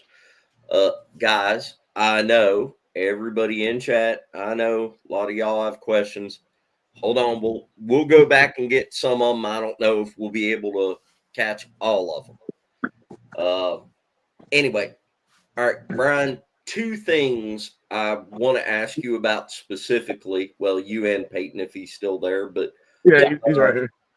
Okay, either the predator kind of effect, where you're looking at it and see it do the shimmery thing, because you and I have talked for a little while now. Yeah. That and your take on like portals or doing something to mess with, like, are they going into a portal? Or are they doing something to make it so that, 1 second you're looking at them and the next second it's all blurry, kind of like the predator effect? I mean, what do you talk about the predator thing and about the portals, whatever it might be, please? All right. I don't know what it's called. People call it cloaking. I don't know. I was sitting there watching one through a video, and I was watching it through I have an expensive camera. I paid a lot of money for this camera. It has a 2,000 millimeter optical zoom. All right. I bought all the accessories. I bought everything for it. When I try to use it, because people always say, get a better camera. I did. I bought a beautiful camera. And when I go to use it, they hide. When they see that lens zooming out that far out of that camera, you know, it's sticking out almost a foot from the camera, they hide. I don't see them at all. When I use my cell phone, I don't know if they don't know what a cell phone is because it's a short little flat thing. I can always they don't really hide. They might kind of duck a little bit, but they don't fully hide. But getting to what you were saying about the cloaking thing, I'm not sure exactly what it's called, but I would have them on my cell phone looking at them, zoomed in, looking at it. He'll just like he'll change, and I don't know if he's see through because I can still see the outline of him. I can still see his eyes. I can still see his nose, just the outline of it. Okay, I can't see it like. I can't. It's like whatever the background is what I'm seeing in the front, but I can still see his outline, like the Predator effect. Yeah. I've got pictures of that with them cloaking, and I don't know if there's something. I don't know if it's something they can do with their hair. That I mean, this is just my theory. I don't think they have special abilities to just cloak. I think they can do something with their hair because I think their hair is hollow. And I think they can do something to where it changes the light around their hair, vibrated or something, and where it'll blend in in like a mirror effect. You know what I mean? I don't know. I don't know. Maybe they have special powers and they can cloak. I don't know. I'm just speculating. I just know I watched more than one turn invisible in front of me. I got pictures of one. I'm gonna use this one for example. The old man that's got, he's all black, got a tan face. All you can see, you know, is because he's got such a thick mustache and beard. All you can see is from his eyes and just a little bit part of his cheekbones and around in his nose. It's all tan, but everything else on him is black. Even his hands are black. I was taking a picture of him. I took 2 or 3 actually. He's wearing a satchel. I know it sounds crazy, but it's got a strap. It comes down across his chest, goes over his shoulder. Here we go, y'all. I knew it would go to this is part of the seeing through him stuff. No, but it's got silver buckles on it and everything. I mean, you can see it in the picture. And that he's not the only one I've seen wearing one of those. There's another one out here that's got it too, a satchel, just like that one. But he was holding his hand up like this, but you could see his hand, but you could see through it. So you can still see the strap and stuff on his shoulder because you can see through his hand. I think they can be here in physical form and transparent. I don't know. They have a way to manipulate somehow being a solid. I don't know if they're always solid and they can make themselves look in, the Predator effect, or if they can just click off. I don't know. But when you look at that picture and see, you can see through his fingers and his hand and see his body behind him. So, I mean, that's a very good example. Do you think it's something that they're doing? I'm just asking your opinion because I've never seen this shit. So just your opinion as well as you can articulate it. Do you think they're doing something to you? Like if they can talk in your head, if they can do the mind speak thing, do you think that they're doing something to you to make you not clearly see them? Or do you think they're just, what's your opinion? I mean, I don't know. For them, as far as them not being able to see them clearly, I do know they can read your energy. They can tell if you're a good person or a bad person. It's like a vibe. They get a vibe from you. It took them about a year and a half to understand that me and Peyton weren't going to hurt them. And now it's like people don't believe how often I see them. I see them every day. If I'm out here, I see them. Well, you probably look behind you and see something. Well, I could probably look right now and see one. They're probably pissed because I'm out here talking about them.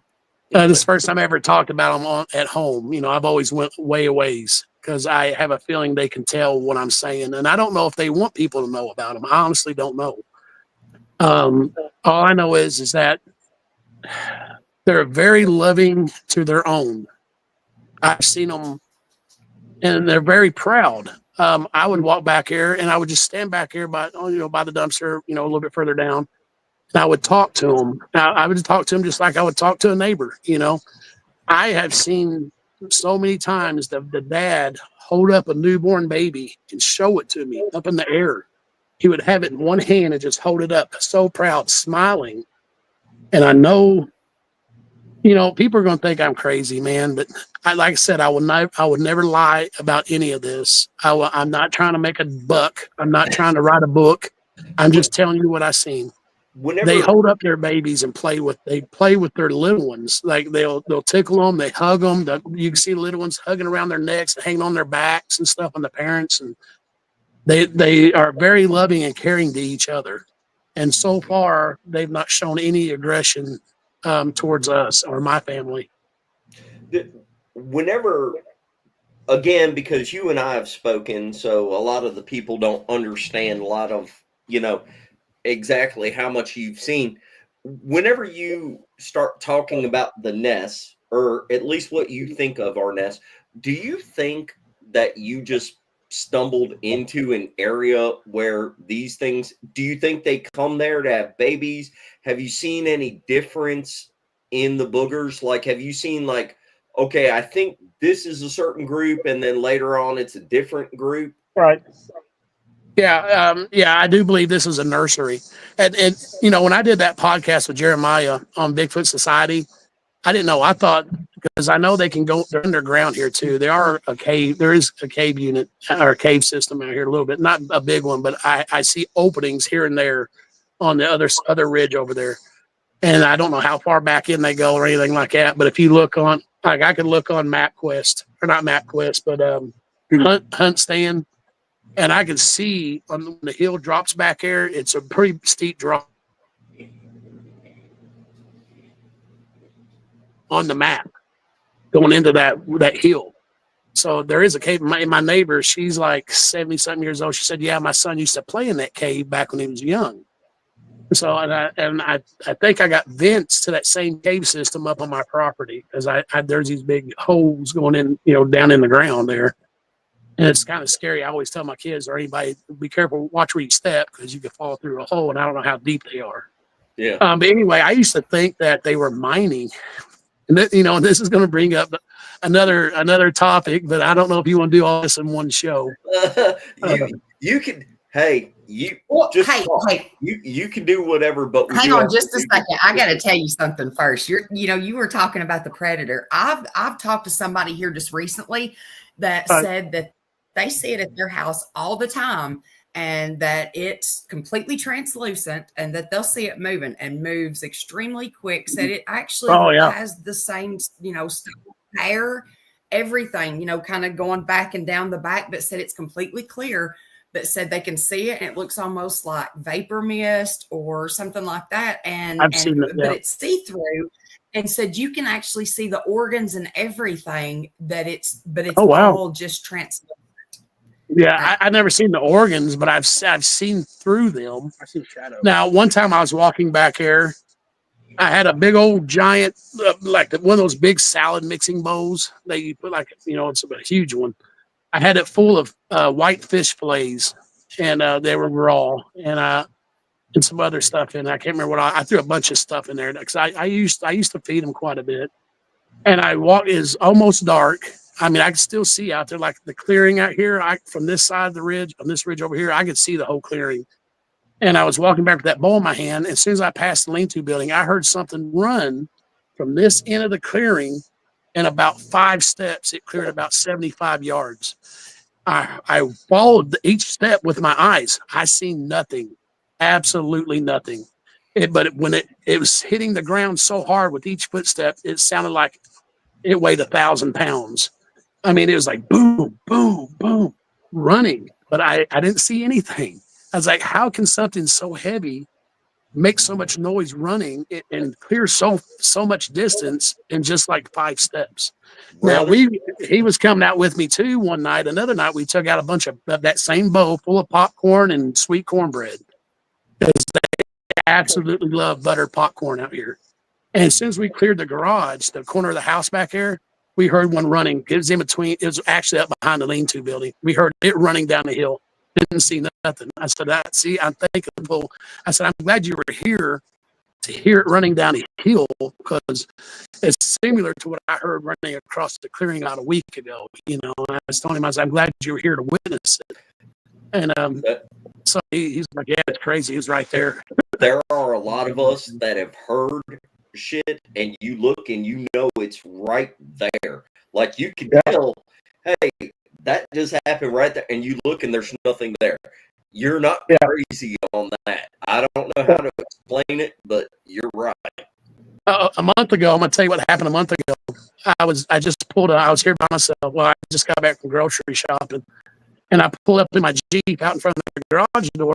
I get out, I reach in the back, to get some stuff out of the back. See syllable words, like somebody standing at the back bumper of my Jeep. I heard whoa, whoa, whoa, and I was like, I thought it was a neighbor. I thought and when I seen it, I was like, what? And I pulled up out of the Jeep. I had a couple of bags in my hand. I said, what? There was nobody there. I thought a neighbor had walked up and said something where I was down Jeep. I just didn't make out what they said. And I was like, I was looking. I was like, whoa. I said, well, maybe I made a noise while I was in the Jeep, and maybe it's something I did in there and heard it. I reached back in there to grab the last two bags, the same three syllables, like 3 words, but I couldn't make out anything of it, just the sound. Like mumbling, like and somebody was mumbling, like a real low, like your back protection. It's like they had something over their mouth, muffled. You know what I mean? And I couldn't understand what they were saying. And I said, what in a Jeep that time? Because I know it wasn't a sound that I made. It was outside, right behind the Jeep. And I raised out. I said, what? And I looked. I'm like, what is going on? All of a sudden, I felt like I was in a ball of electricity. All the hair on my arms and neck and everywhere was standing straight like that. I've never, you know how you get goosebumps and your hair stands up? This felt like I was about to get struck by lightning. I thought for sure at that moment I was about to be struck. And there was not a cloud in the sky, but that's the feeling I got. I was in the Army, had a buddy who got struck by lightning 15 feet from me and almost killed him. So I know ever since then I've been scared of lightning. So when I felt that, all that hair, and I felt energy going through my arms and my shoulders. I felt it through my whole body, but mainly from my shoulders all the way down both arms. I felt like feeling in my hair. I held my arm up to look, and my hairs were standing straight, as straight can be. And I didn't know I had so much hair in my arms, so I seen it that day. And I was like, oh my God. At that time, I thought I was going to get struck by lightning, so I shut the door and I quick step on into the garage and hurry up and hit that garage door. I wasn't scared of what could have been out there talking to me. I was scared because I thought I was about to be struck by lightning. And when I was mentioning it to some researchers, they was like, "Oh, you felt their energy." What? Because yeah, if they're real close to you, you'll feel their energy. And I'm like, well, I said there wasn't no storms. You know, as far as I know, it wasn't no lightning, so there had to be something. It wasn't anything I was scared of. That wasn't happening. You know, you like got you some were researchers that are a better expert than me if they know all that kind of yeah. Nobody's an expert. This is all a guessing game. Every bit of it. This is all theories and guessing. I try my best to just disprove. I try to say, okay, this happened because I do bring up other facts. Like, well, maybe you're right, you know. But I try to disprove everything. I don't go straight Sasquatch. I don't go straight alien. I don't go straight Dogman. I try to think what else have caused it, or what else could I be seeing? You know, and like I said, I'm well aware of pareidolia. I know when I take pictures, some of them are so bad. But I see it when I take the picture. I'm witnessing it with my own eyes moving. I watch it lean up over the log to look when I take the picture. You know what I mean? Yeah. But like I said, the blurriness. Oh, sorry. Go ahead, Spencer. No. Yeah, go ahead. No, I was just going to say that's what a lot of people don't get. They're not there when the actual interaction happens. They don't know that feeling that you got beforehand or after or during. All they're seeing is the end result of your sloppy blob. Oh, we lost it. I've changed the internet twice. Yeah. I don't know what's going on. No, they have. They've messed with my Android so many times. Dude, I've had cameras, recorders, my phone hit. I couldn't use this phone for a year because every time I go turn it on, it would start swiping on its own. Yes. It would like all of a sudden swipe, it would go stop mid junk. Then all of a sudden, one of the researchers said, tell them to leave your electronics alone. So I did that. And boom, it quit doing it. It worked perfectly ever since. I've not had any more trouble with it. I'm using Android now. Yeah, we couldn't get into Facebook groups. Any Bigfoot group, even my own Facebook page, there's something in the woods. Yeah. Even my own page, I couldn't look at any pictures. I used to follow the Expedition Bigfoot page, and I couldn't check out any of their stuff. It would just show the header phone. It would do it on my Android. I was locked out of everything that had to do with Sasquatch, right? I was talking to a guy that works for the BFRO. He's one of their researchers. He's telling me they're over you, keeping you from looking into your stuff. They don't want you looking into it. He said, tell them to leave your electronics alone. This is what I told him. Peyton was sitting right there with me. We both tried to look through this, and I asked Peyton, Peyton can look through it on his. He can get in all those groups, even mine, and see all the pictures. I couldn't see nothing. So I asked him, I said, look, would you please not mess with my phones and my electronics? I said, I asked to do with inside my house and my personal stuff. Just don't mess with it. 5 minutes later, both my phones was able to lock into all my stuff. Now, was it them or was it the government? It's either them or the government. You know what I mean? I don't know. But we've had helicopters flying over our house. The neighbors came over one day and said, hey, did you hear all them helicopters? Blacked out SUVs. Yeah, we've had black SUVs. I think I counted 5 one day driving up our road. This is a gravel road that dead ends. It don't really dead end at the other end, but you have to drive. It'll go into a creek, and you got to turn into the creek and drive up a ways and cross the creek up the hill. Hold on. Nobody goes that way. Hold on. Stop. Time out. For everybody watching this show, we have covered every aspect of like cryptid shit that you can go to, and the dude's got way more. He's got. I haven't gotten into my dream show.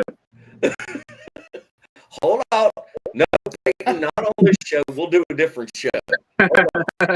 We haven't got to the little Yoda. No, we haven't gotten to the UFO, UAP, alien. Well, hold on, and there's a lot of them. Everybody's got questions. Just because you're one of the hosts doesn't mean you get to butt in either. I've got a lot to say about this. Nobody cares what you have to say. Fine. Go, Squad. See, this is why it's so hard to do a show like this. Because as soon as somebody starts going, well, this happened, and that happened, and that happened, and everybody's got questions, and I want you to ask the questions. But that's why there's going to be a part 2 or part 3. Do you want to see the pictures, or do you want to go over some of the questions right now? I tell you what, let's do the pictures, and that way I can explain what happened on the picture and what you're seeing. And people will probably answer some questions, but then again, it might cause 1,000 more questions. But all these pictures are not doctored. They're not, I don't know Photoshop. I don't know anything. They're all taken with my cell phone, either my iPhone or my Android. So the zoom is what you get. The quality of the picture is what you get. I do the best I can, but 90% of the time it's almost dark. That's when they mostly come out. It's when it's almost dark. They'll congregate in groups, and then they'll watch me up here. Right. Before we show the pictures, because I'll get hell if I don't. You don't understand. Everybody will light me up. Squirrel, please ask at least one no, question. I was trying to catch up. They said my audio's still skipping whenever I was. It is kind of.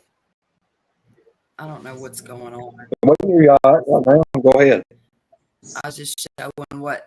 Let's see. They were talking about the nails. I'm starting to see the questions now. This is the first time I'm seeing them. The one that had, I think you said he was a younger one that was black with the like grayish colored face. That they were wanting to know, was it more human or ape looking? Here's the funny thing: the ones that have the gray faces are more Neanderthal looking. Neanderthal. The ones that are tan faces or calico faces, I've got some that are tan with black blotches. It's almost like you ever see a dog's tongue, different colors. Their skin, some of them skin are like that. I don't know if it's them rubbing dirt on it to make them look camouflage, or if that's just the way. To me, it looks like that's how their skin is. And I've seen some jet black. I've seen some that look like straight up like a baboon, almost. I've seen them look like human, like straight up human, but no eyebrows. They have a big forehead, and pronounced brows, but no eyebrow, no hair on their eyebrow. Like I got a picture of a family that I took in one of the nests. I was walking down. The mom was holding a young one. He had his arms wrapped around her neck.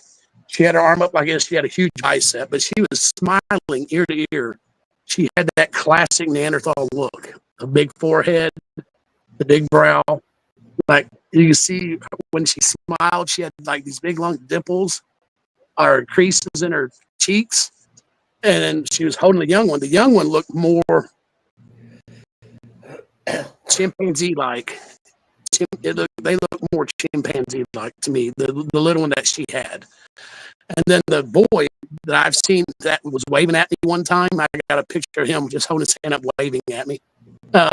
He is more human in the face, covered in hair all over, but his face is straight up, looks like a human, looks human. The dad looks just like his dad. His dad is straight up, looks human in the face. They had the same hairstyle. I mean, like the hair on the color and everything. And the dad had a toddler sitting on his knee. I don't know. That's pictures and a lot of my stuff. I got a black and white one, and then I got the one that's the original. It's kind of got a little bit of color into it because the nests are a bunch of tree tops that they piled. I had this place logged. I sold some timber before I knew they were here. I sold probably about 40 or 50 big trees, and when I found out they were here, and he would not sell them back to me. Well, he would have, but I wasn't going to pay what he wanted. I'm not paying double what I got, and I just leave the trees there. But he went ahead and cut them. But they took all those treetops and made nests down. They drug them wherever they wanted, and I'm talking huge treetops. I'm talking, some of these trees 40 inches wide. Big poplars and white oaks. They're pretty big bases, so they had some big tops to them. One time they drug a treetop across my trail back there because they didn't want me driving my truck across the trail into the field. And I think because there's caves underneath, that's where those cave openings are. They don't want me driving nothing heavy back here. So they drug us back here. I told Peyton, I said, man, I'm going to have to come out here tomorrow with my chainsaw and cut this up. So why would they do this? Because I knew it was them. It wasn't there the day before. The very next day, I went out, walked back there with my chainsaw and stuff. They moved it out of the way, drug it completely off the trail, and turned it sideways along the edge of the trail. Another picture with it where they moved it outside, and I used Peyton for scale to stand by there so you see how big the treetop was. But I've got trees down here they pulled out. I'm talking 30 plus inch diameter, root balls and all that they carried and put them where they wanted them to make their nest. That's all their nests are, is just tree tops. The tree upside down thing. I don't know if I have a picture of that. I got one, but you've got pictures. picture? Just one. That was any size to it. I'd say the part that was sticking out of the ground is probably 10 to 15 feet, maybe. I didn't walk up on it. I just seen it from a distance. But you could tell the root balls at the top. And it was old. It's like it's been out of the ground. It looks like it's been out of the ground for a long time. The root, like all the small parts of the roots are gone. You just see like a couple of big pieces still left on it. But man, it's shoved down in the ground. And that's the only one I've seen out here. I've seen they pull a lot of little ones up, and that what they do is like snap it, pull the whole thing up out of the ground, root ball and all, and they'll carry it off a little bit and drop it, or they'll throw it. Because there's never around a hole when I see them pull. I got so many pictures of trees pulled up by the root balls, and they lined my trail, the whole trail on both sides. They lined it up with tree branches and trees that they pulled up and just laid there. I take it as I'm okay to walk the trail to the field as much as I want, but I don't cross the sides. I don't go into the woods. That's their area. So I respect that. You know, I told them, say, hey, I get what you're saying. The trail is fine. I always gift on the trail. I never get off trail. Are you getting that's theirs. big? Are you getting big X's or big kind of TPs out there? There is one TP. I've only found one big X that's off the ground. I see there's X, but they'll have another one going up the middle of it, going in a different direction or something, like a smaller, shorter piece on some of them. Oh, kind of like an asterisk. Yeah, kind of like a dial. Like, say, like if you had a cross and then another smaller one, about not even half the size of the other two. That's just right over here. Then they made a big X right there where we seen the portal. That's right beside a 20-foot tall arch tree. They bent this tree. It's probably about 10 inches in diameter, about chest high. It's about that big. And they bent that tree all the way down, and somehow it's fastened to the ground on the other side. I don't know how it is. And it's still alive. The tree's not dead. It didn't snap or anything. Let's do the pictures, because people are going to want to see the pictures and they want to ask questions. Okay. I'm going to tell you now. This is. What'd you say you have? 10,000 pictures or something like that? Well, probably more. I think I had 10,000 on my Android and about 6,000 on my iPhone. But you know, they're not. I used to run that group, and I would show people. I'd let members in, and they all, you know, I had about 1,000 members at one time. In about just a few months I was doing it. And I started to say, well, I'm not going to share anymore, because I had people threaten to come out here. Yeah. They found out my address, and they came out. One guy threatened to come out here. He said, man, I can shoot a baby. One will be millionaires. I was like, dude, don't even talk like that. Except for one, you don't know where I live. He messaged me back about 5 minutes later with my name, address, and everything. I'm like, shut up. I was like, dude, I'm going to tell you right now, you come out here, you're either going to be prosecuted or you're going to be dead. You know, that's not going to happen. 100%. Do not let people bully you on this shit.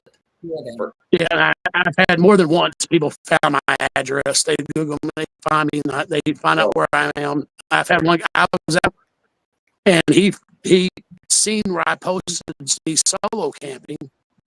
He figured out where I lived, and apparently he don't live that far. He a couple of counties over. He came straight to where I lived, and I guess walked my property.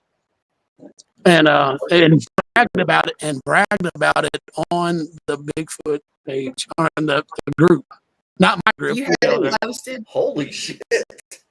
You got bragged about doing it. I'm sorry. You have your whole area posted. What is it? Every 50 foot. Like signs, yeah. Signs saying private property. Oh no! I just dangle a gun on a string out here. Yeah, but I don't. No, I don't. There's one sign out there. You if you have to take care of business or whatever, it's posted and they know it. I think it's like every 50 foot. Other land that I made from the road. There's a sign that says no trespassing, no hunting.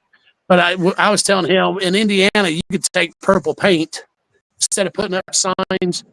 You take the purple paint about every 25 and 50 yards and paint around a tree or a post or something. that's well known in Indiana that you can't. That's private property, no trespassing, no hunting, no nothing. Well, So that's what we need to do. It's cheaper than signs going to buy a couple of gallons of purple paint. So that's what we're going to do. all right. We haven't done it yet, but this is the first time this year that people's been sneaking out here. So, Well, but I got security cameras and trail cameras, so I'll catch them. well, the thing of it is, like with me, where I'm at. I mean, look, yeah, I'm sure it wouldn't be hard to find, but you know, it comes into personal respect of people's property, people's lives. Yes. And here's the thing: if somebody comes on my property, if they watch anything that I've done and they show up on my property, I'm going to take it as a threat. If I didn't invite them, that is a threat. In the state I live in, which is Alabama, all property is automatically posted. You can't just blunder around and say, well, I think I'm good. It's on you to know where you are. You're responsible for yourself. I don't have to post it. It's automatically posted. And in Alabama, we have the castle doctrine. So it falls back down to that, and I will protect my family and my property up to the point of shooting someone. So I'll just throw that out there. Yeah, I won't shoot anyone unless I'm in danger or anything like that's going to happen. But they may not. They may crawl out. They won't walk out. You know. This is what happens on our damn channel. We just got to go into that area and talk about. You need to post these kind of signs. Get involved. Hey, I'm gonna tell you right now. I'd be like, damn, dude. I'd be like, look, hey, I'm out here alone. You made me nervous. It is what it is. You need Pictures. I mean, Pictures. Yeah, let's do some of those. Yeah. I'm not a violent person, I promise. Oh, what is this? What are we Oh looking yeah, at? that's a good one. That's one of my favorites. oh wow. What is it? What are we looking at? That is a mother.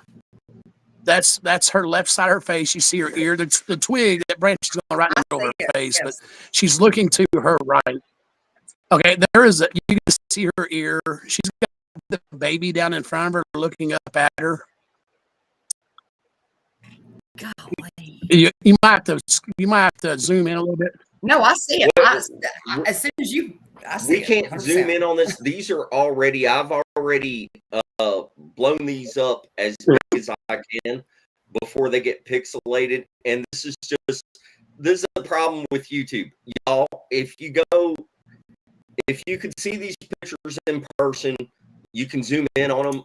This is as good as I can do it to show it on. Yeah, it still looks pretty good. I mean, it's one of my favorite That ones. was pretty cool. I've got a toddler.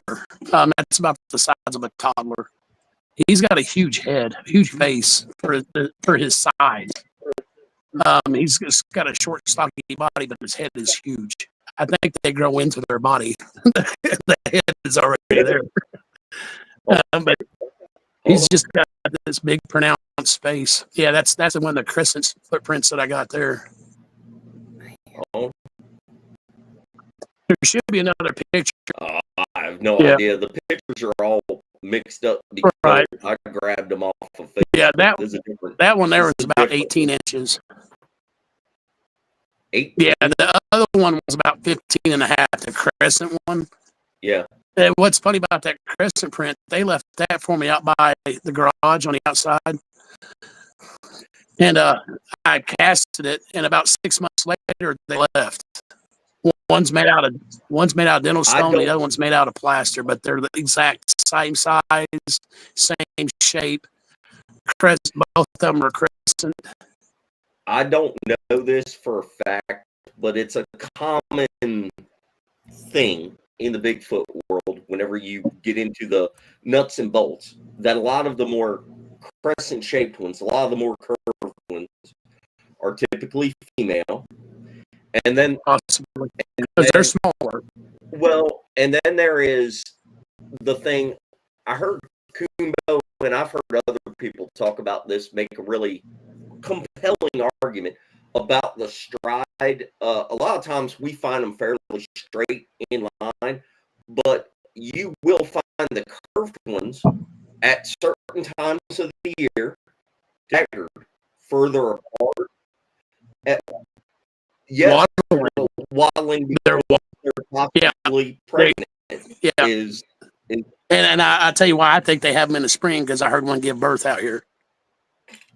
Do you believe that or not? That's part 2. You want to say that part 2? Or you want to tell about now? Part 2 pictures. hold on. Let's get through the pictures. Hold on. That's good. Okay. That's good stuff, though. Hold on. See, do you see why I wanted to have them on? You see why we got to have part 2 and part 3? Is that the same one? Yeah.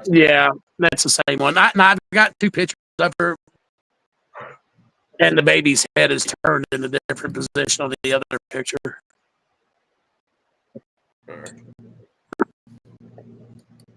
Now, hey, the reason I wanted to show this one is because you have the clearly defined toes where they're splayed like that. Now, a lot of the ones I find are not splayed like this. I have seen them like that.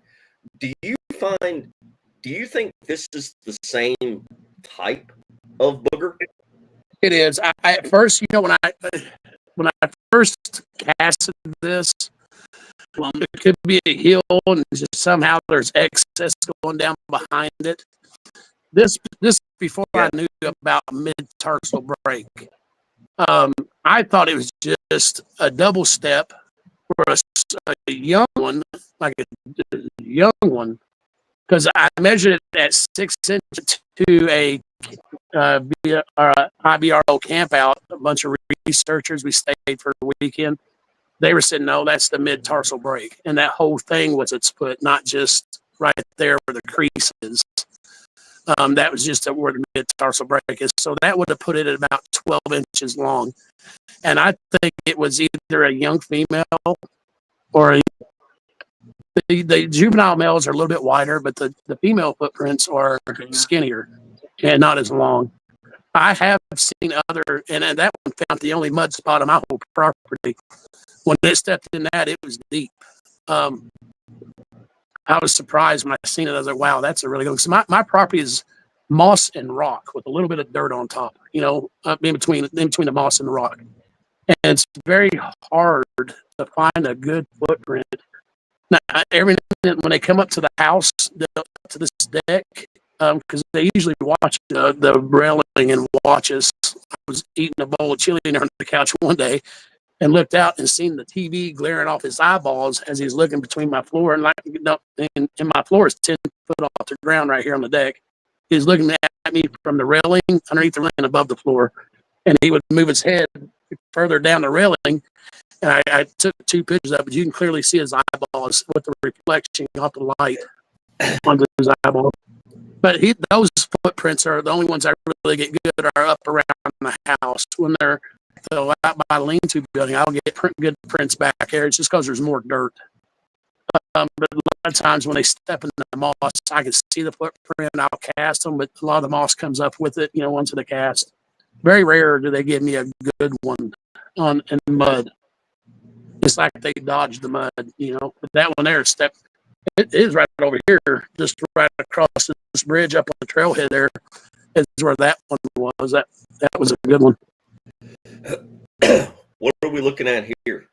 When I was little ones, I would say 5, 6 years old. If you look on the log, the log there, the one on the left, you can see his gray face. Okay, if you look down to where his right shoulder would be, you see another little head sticking up there with his eyeball. That's a smaller one. And then there's one across from the gray face, looking directly at the one with the gray face on the right side of the picture. He's got more of a chimpanzee-looking mouth. The one with the gray face by his shoulder, just his head's just barely cresting the log, and you can see his eyeball. But there's 3 of them. All the juveniles, they all, and then the young ones, they all always hang out together. They'll be over here, like the parents will be off somewhere else, but they'll be over here. It's like we're their babysitters sometimes. They know to stay close to the house, don't go nowhere else, so they come up close. Yeah, that's That's a big guy there. He's got his mouth wide open. It's good for his forearm, or his arm, bicep, and everything. Can you see his mouth like opened up? I can see what looks like a mouth. I mean, I'm horrible at pictures. That's wild. Yeah. It looks like a face to me, which is why I grabbed it. Yeah, You know, yeah. I ran into a filter I see it. because the original is more of a black and white because it was dark. But actually, if you ask me, I think now when I look at this one, the black and white one's probably a better picture because it doesn't look so fake. But you can see his right side of his. There's leaves that come down between, on the left side of his face. It's covering his left eye. But you can see his mouth is open. His right eyeball. You can see his brow from over his right eye. You see his left peck on his chest, almost his whole left arm there. Is that something else out to the side of it, to the right? On the right of him or the right? On the right of him, like about midway up. That's a There's tree. another face there. He's standing behind a tree, and there's leaves, dead leaves. That was taken back in the winter. Those are brown dead leaves hanging off a tree. I didn't see anything else when I took that picture. He was the only one watching me, and I think he was mad that I was taking his picture. Now they built that overnight. Actually, the couple of sticks had fallen off there. They're laying on the ground. They had three sticks leaned up against that tree, and then one probably about 3/4 of the way up going sideways, and then one on top going sideways. And it's some kind of little structure that they built. The sticks are still there. The three long ones are still standing up there. The other one two are fell. I just never messed with it because I don't know what it means. Those leaners. I'll talk to you what we think that they mean, but nobody knows for sure. Yeah, I got a lot of those out here. I got one big X that's standing straight up. It's up in the air. Not up in the air, but it's on the ground. It crosses. It's probably about 10 foot tall. But this is when I told you that had the satchel. If you can look, you can actually see the silver buckles. You can see the strap. You can see the satchel on his left side there, down by his waist. He's sitting down. But when I told you can see through his right hand, his hand is up about where his chest would be. Like, the only thing you really see in his face is the tan nose and just a little bit of his cheeks on both sides of the nose. But he's covered in heavy, thick hair. But you can see through his hand, his fingers and stuff. You can actually see through it. Now, maybe he was moving when I took the picture, and it kind of blurred it a little bit when he was moving his hand, and it made it look like you could see through. You know how sometimes that can happen? Or you can actually he was just like see through a little bit. But I don't know if you guys can see the satchel and the silver buckles and all that. But that's there. Let me ask you a question on that. How far away was you from this when you were looking at it? I took his picture through through my patio door. He was probably 60 yards out here in the trees over here, the thicket, because they built nests. If you had to guess, I'm sorry. If you had to guess, what do you think the satchel was made out of? I mean, does it look like something? It looks like leather. It looks leather. Okay, and he's got a pad on his left shoulder too, some kind of like padding. I don't know what it is. It looks leather as well. Now there's what do you think? I mean, you think it's probably something that he scavenged somewhere, could have found on the side of the road. Somebody dumped. It's a possibility. Some stuff. It's a possibility, but I've seen another one. Another big Sasquatch that has. I call them woodies. I know you guys call them boogers. It's so hard to say Sasquatch. But I just looks down almost to his shoulders, and it almost covers his face, but it's parted down the middle.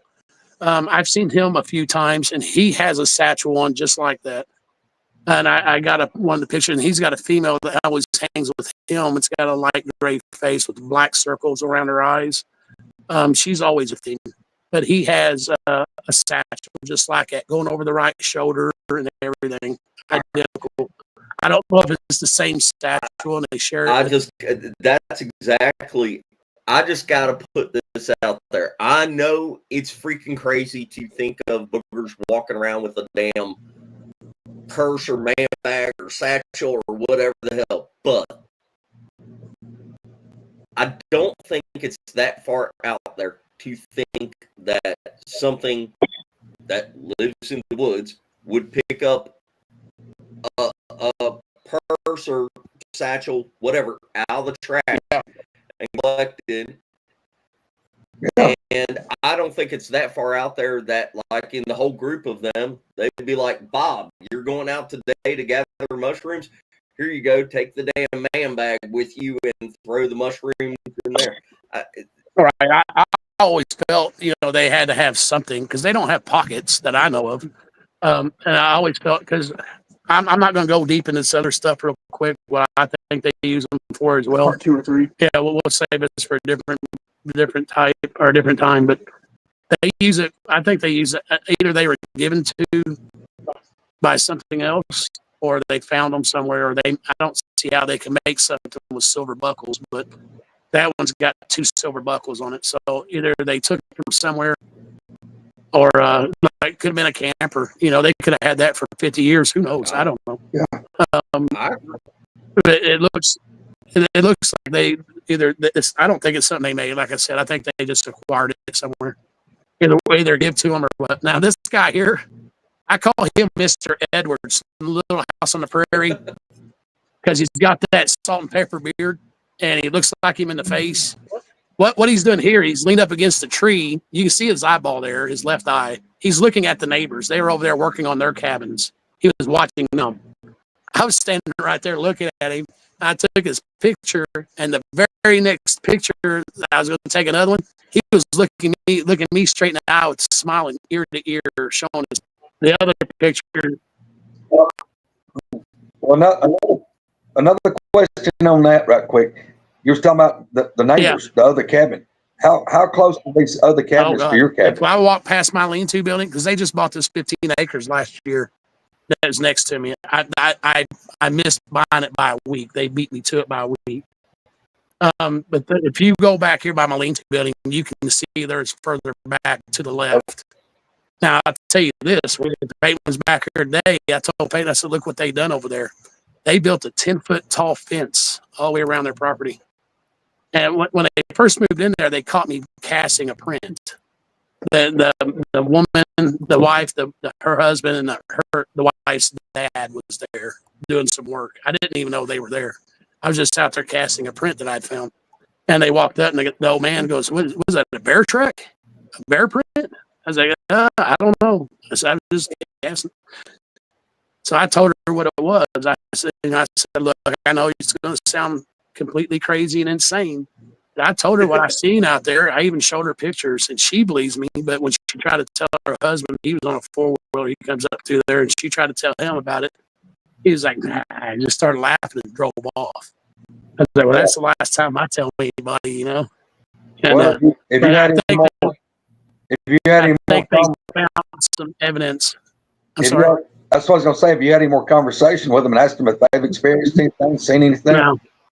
No, they wave at me all the time now. He don't ride his 4-wheeler out there anymore or anything. Talking about the deer blind put up. He put a deer blind up, one of pop-up deer blinds out by our property line, right by one of their nests on my property. A deer blind there.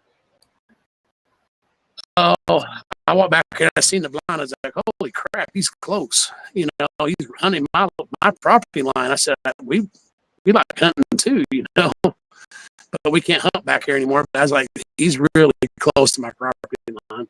I guarantee you, if a big buck's walking my property and he thinks he can shoot it, he can shoot it. That's just the vibe I get from the guy. He'll shoot a deer on my property.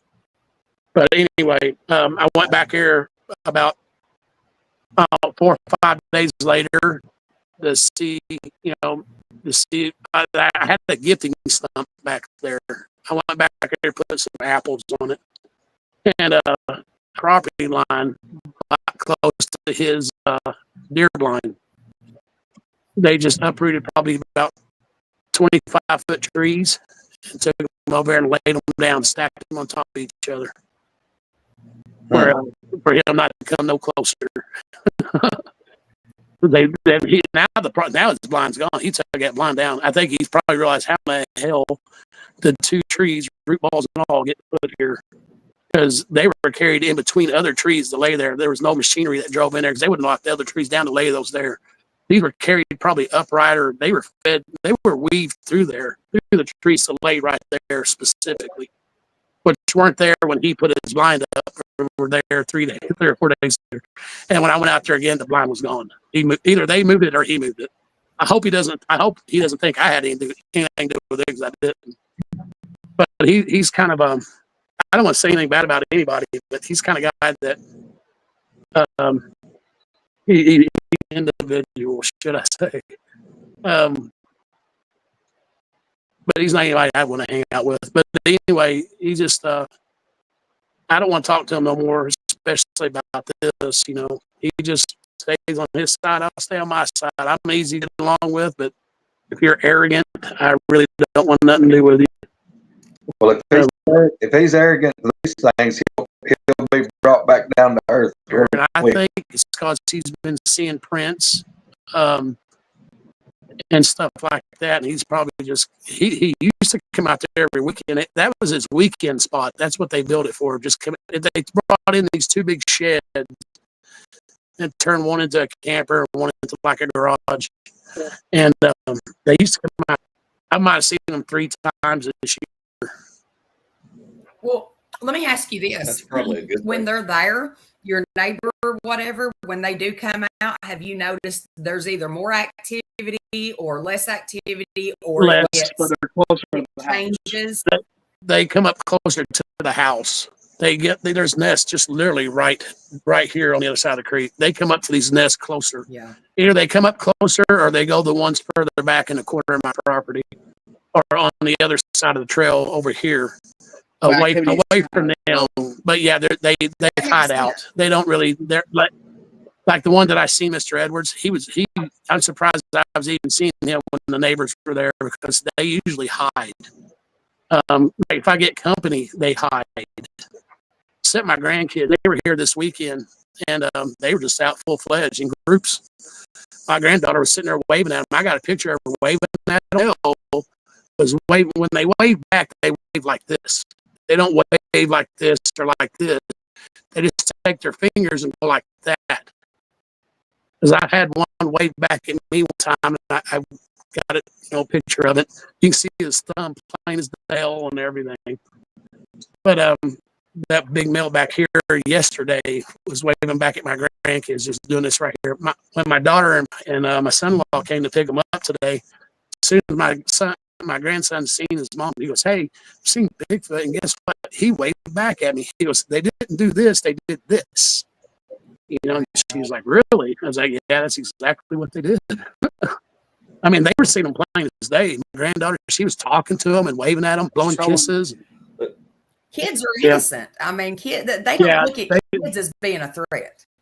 Not at all. They love kids. That's what I'm saying. They're so, when I see them with their kids, they're so family oriented, and they show so much love for their little ones. And another thing I noticed is that they let not the toddlers, but they let the little bit bigger ones, say 8 to 10 to 12 to 14-year-olds, they just let them venture further out. It's like they're letting the adults in the background further back, 50, 60 yards away. But the little ones, they'll come in close, especially if I have a bonfire out here, a little campfire. They come right up to the edge of the wood line. I was out here. I'm gonna flip my camera around and let you see where my fire pit is. I don't know if you can see it. You've got a really There's a hammock. area. Okay, there's a fire pit, my hammock, and there's a fire pit there, and there's a tree here. I was sitting in a chair right over there by the fire pit. Peyton had just went in the house, and right there at the tree, on the other side of the fire pit there, 15 feet away, I had a young, about 13 to 15-year-old female step out from around behind that tree and just lean up onto it on her shoulder, sitting there watching me. And I'm sitting down in a chair. I knew Peyton was in the house, and I knew the patio door was open. I was whispering. I took a picture of her too, standing there. But I knew the parents were over here in the wood line because I had seen them earlier, and a bunch, a couple of other hear me. I was trying to be loud enough without spooking her off. I wanted him to step out the door so he could see her standing right there. I mean, she was right there. She was all black, had long black hair, probably just past her shoulders, had the light gray face, and she was just leaned up against the tree and had her hand, like she had this hand here and this hand like this, but she had her fingers leaned up against the bark, the side of the tree, just leaning there watching me. And I'm like, this is cool, but then it's scary. I was like, man, she's ventured too close, and mom and dad's gonna be over here in a minute. But it shows how much they trust us, though. Yeah, it does. That's true. It shows how much they do trust us. But I think next time, I mean, we're gonna have a little cookout out here. Well, we cooked on the fire last weekend or weekend before, and I left a bunch of codfish. I fried me and Peyton some pork loin and real thick Kentucky bacon, and then some white fish fillets, big thick white fish. I cooked them in that cast iron skillet, and I let they picked that cast iron skillet up and carried it over by the bridge, the second bridge, set down. Raccoons can do that, possums can do it. I said, man, how many animals can pick up an cast iron skillet and carry it? There's no drag marks on the moss. There was no grease I left in it spilled or anything. I mean, maybe they can. I've never seen something pick up like a 6-pound cast iron skillet, you know what I mean? And carry it without dragging it. Not a raccoon, anyway. Yeah, I've seen some big raccoons in my life in military bases, but I don't have them that big out here. They're maybe 5-6 pounds at most. They're not very big.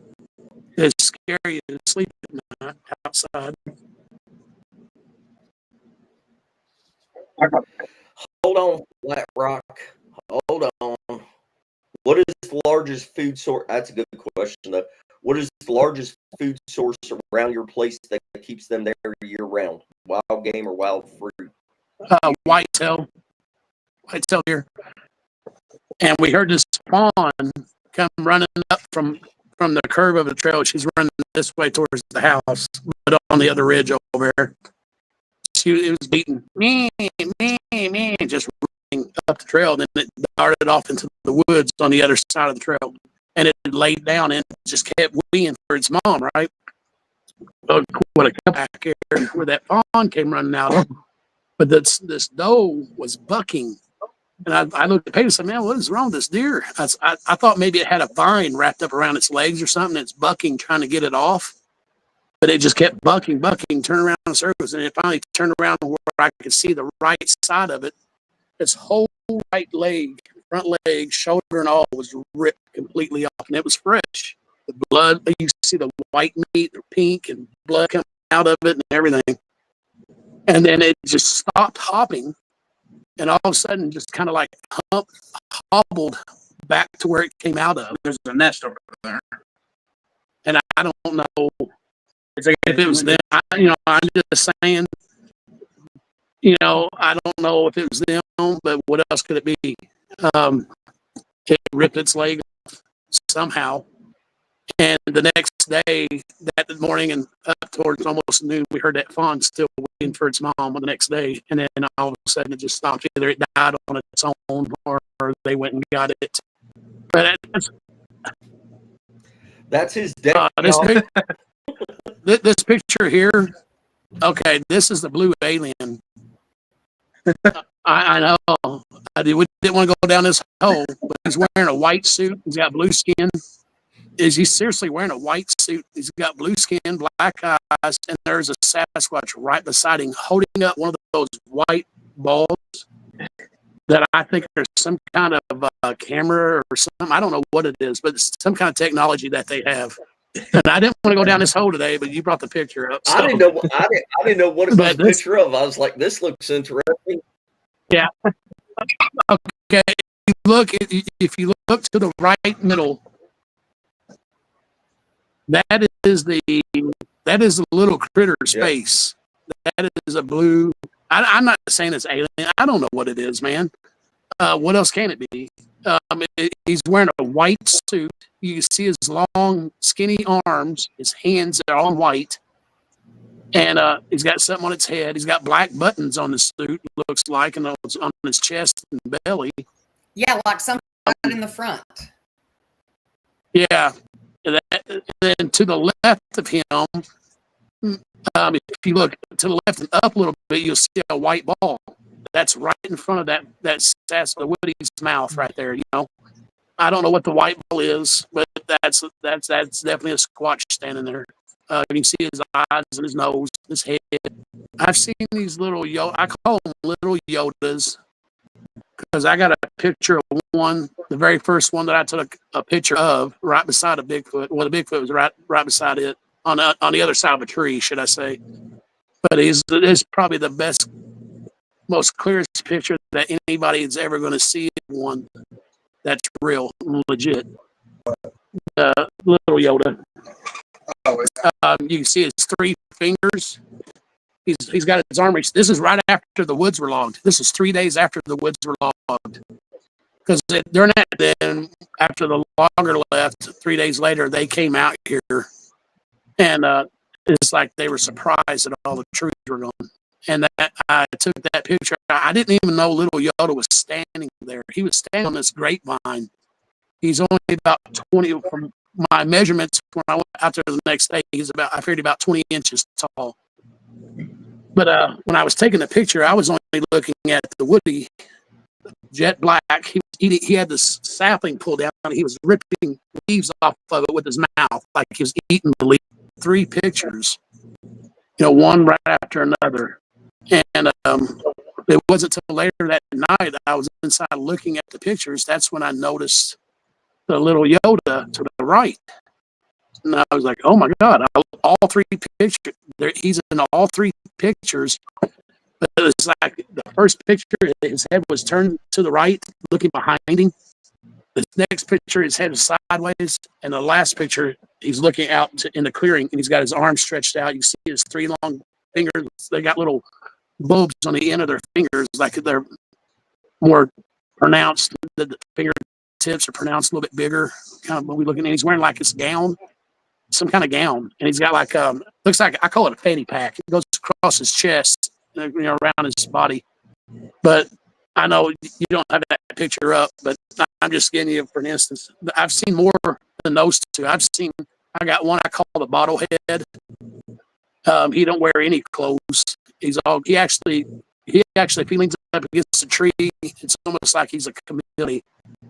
I got a picture of him where his face was the only part that was protruding out from the tree. It was tan, just around his mouth. But the rest of his body looked like tree bark. But you could see the shoulders, the chest muscles, the head. I call him the bottlehead because it looks like his head is a wine bottle, where it goes out the way it kind of tapers down and goes to the back. And I didn't want to.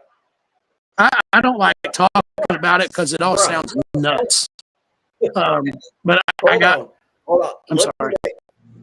Let me make a point. If somebody got on here and talked about, hey, I got Bigfoot on my property, nobody would bat an eye because you're watching a Bigfoot show.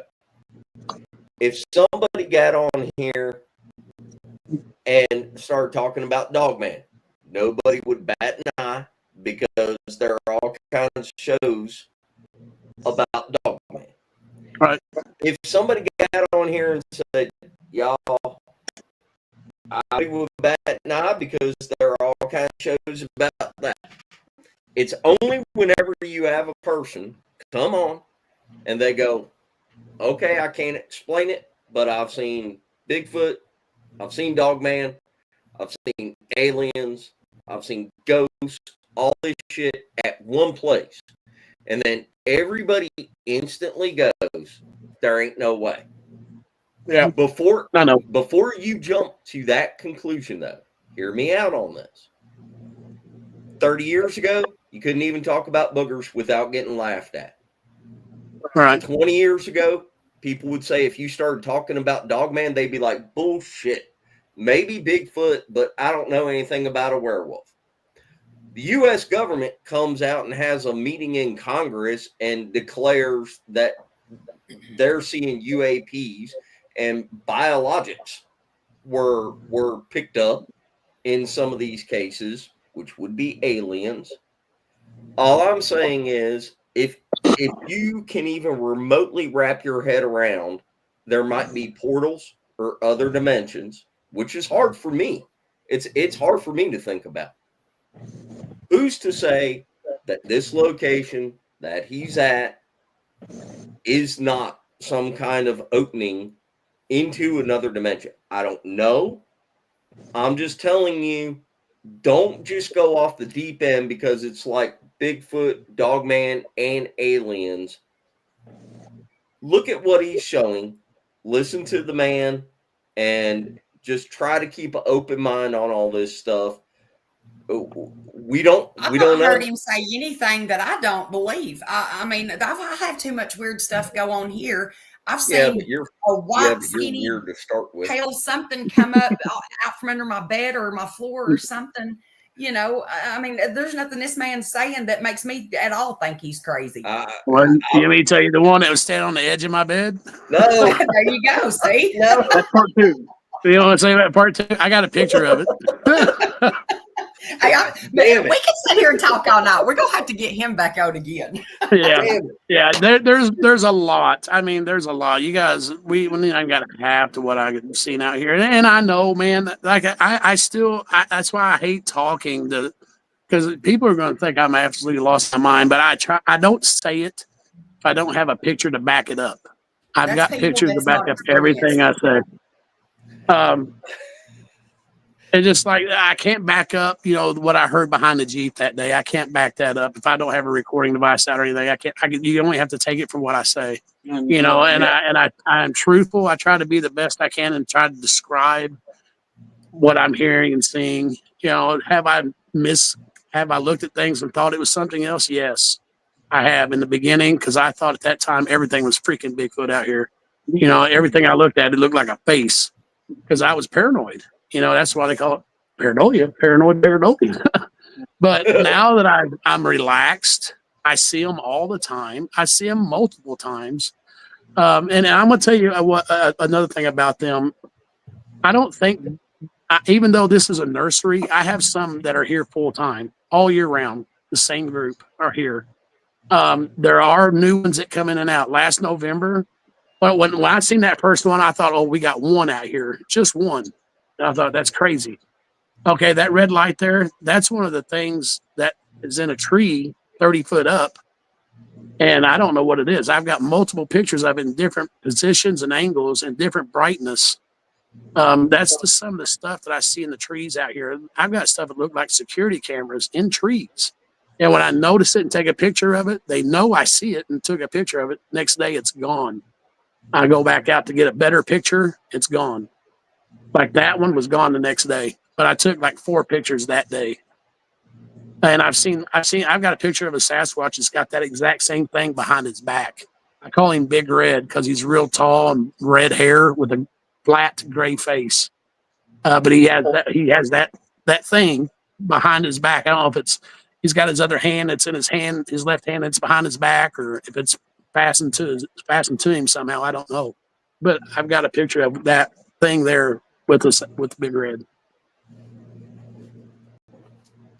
And that's a Dogman. Believe it or not, you're looking at the back of a Dogman, and you can't see the rainbow in this picture, or upside down rainbow. But that thing that's on his head is a white. I don't know if it's white or stainless steel, some kind of object on top of his head, has a blue cap to it on top of that. And it has these little red jewel looking things going around it.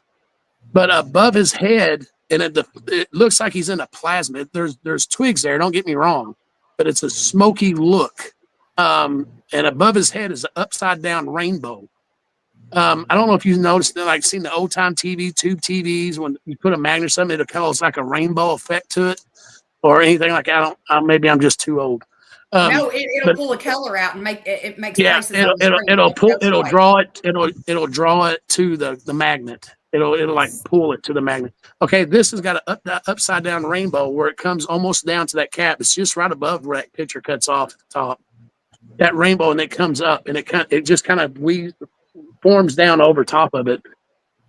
That is a Dogman. That's the one that I also seen that was by my dumpster that evening, about 30 feet from me. That's the same one. He has really wide shoulders. You can't really see his mane because, like I said, when I was looking at it through my phone with my own eyes, I could just see him. But when I looked at it through my phone, it looked like I was looking through smoke, kind of like smoke. But then I couldn't see the rainbow when I was looking at it with my own eye. But on my phone, it looked like a rainbow over his head. Now, I don't know if maybe that was some kind of vapor. It wasn't foggy or anything. Yeah, but I don't know. It's possible that your phone picked up something that you didn't see with your naked eye. Yeah. That's the guy that had the backpack or the satchel on. That's another little fella that was there beside him. He turned his head sideways. He turned his whole body sideways. That little white ball is at his left temple. He's looking to your left. If you're looking at the picture, he's looking to his right, your left. But that's his left side of his face. But that white ball is at his temple. I don't know what that is. I've seen them hold those white balls in their hands. They have like a little black lens on them. I've seen like little rectangle cubes in their hands. They hold them out like this. Whenever I'll take one or two pictures of them, they notice I'm taking their picture. The next picture I go to take, they're holding their hand out like this with this little cube with the black lens across the front of it.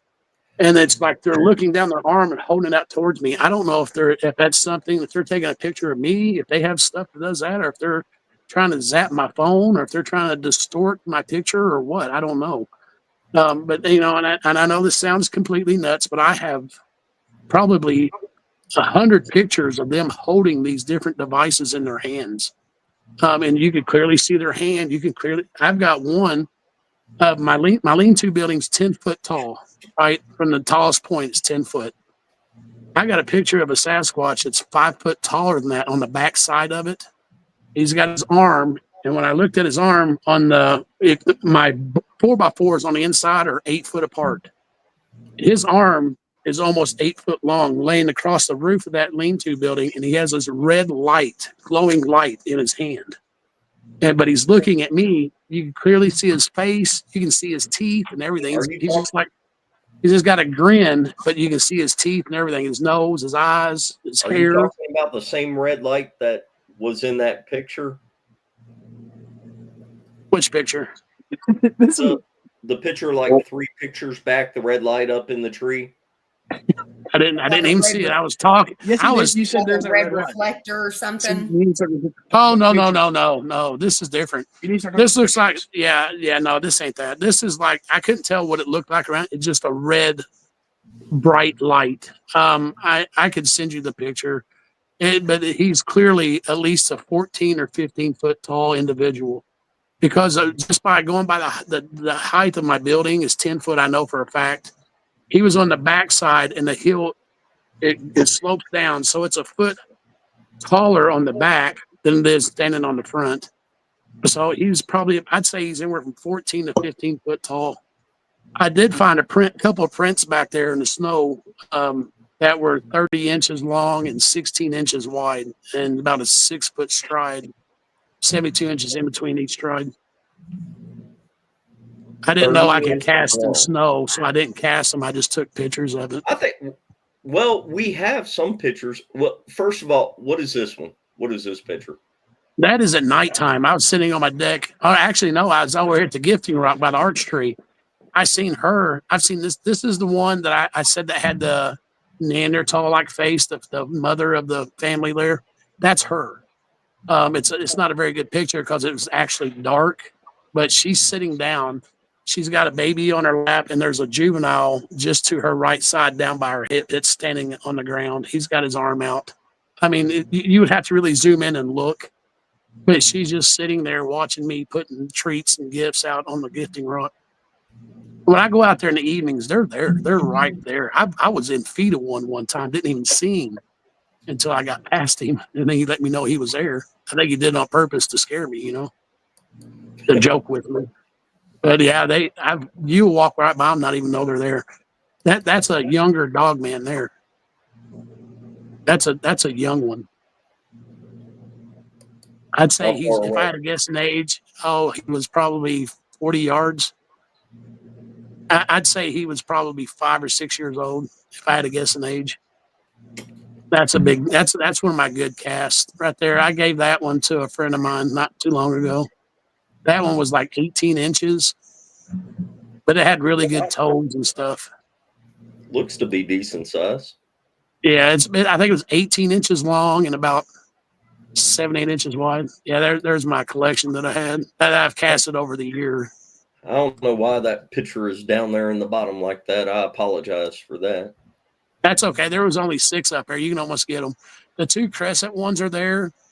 Yeah, that's Mr. Edwards there. That's the second picture when I said he was looking at the neighbor. Then I took the second picture and he knew I caught him. So he was just grinning ear to ear. I took that picture. But I call him Mr. Edwards just because he reminds me of Mr. Edwards in Little House on the Prairie. That's a Dogman. That's the right side view of a Dogman. That's what it looked like when I was going through them, but I wasn't sure. Yeah, now that's an older one. That's an older male. He's got some of the other ones that I've seen are real muscular and thin waist. This one here, I could tell he was older. He just looked older. His arms were skinnier, not as muscular.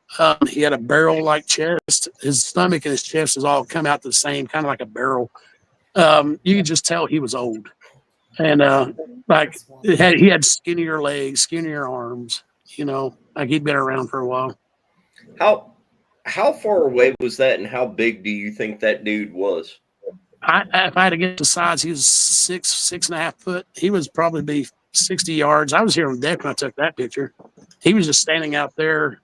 He was moving he's going up the hill from the creek. It looks like his mane or whatever goes back and kind of out. I guess is that the way it is? I mean, it's what you're looking at is his right arm from the bottom right of the corner of the picture. That's his arm coming out. It comes straight out to his elbow, then it goes up. Then you see his snout about middle ways of the picture. He's got a short snout.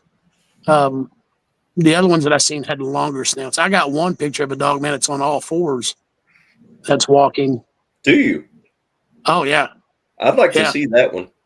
Yeah, it's in that same group of pictures that I set out for you in my group. It's hard to see because I was sitting on the couch and took the picture through the front door across the road into my neighbor's woods over there. He was literally walking across, but he was on all fours. Yeah, I've seen this guy multiple times. I don't know if you guys can see his face. His nose and his bottom lip's kind of bright. Monkey, like a gorilla. Not really. I mean, I've seen him in person more than once. So he looks more human. He just he actually looks like a man that's been in a coal mine all day. That's a branch. That's a branch in front. I see it now. Okay. I thought that was the way his mouth was. His nose and his bottom lip are kind of lit up brighter than the rest of his face. Yeah. I see it. He's looking to the left there. It's nearly like he's got a mohawk.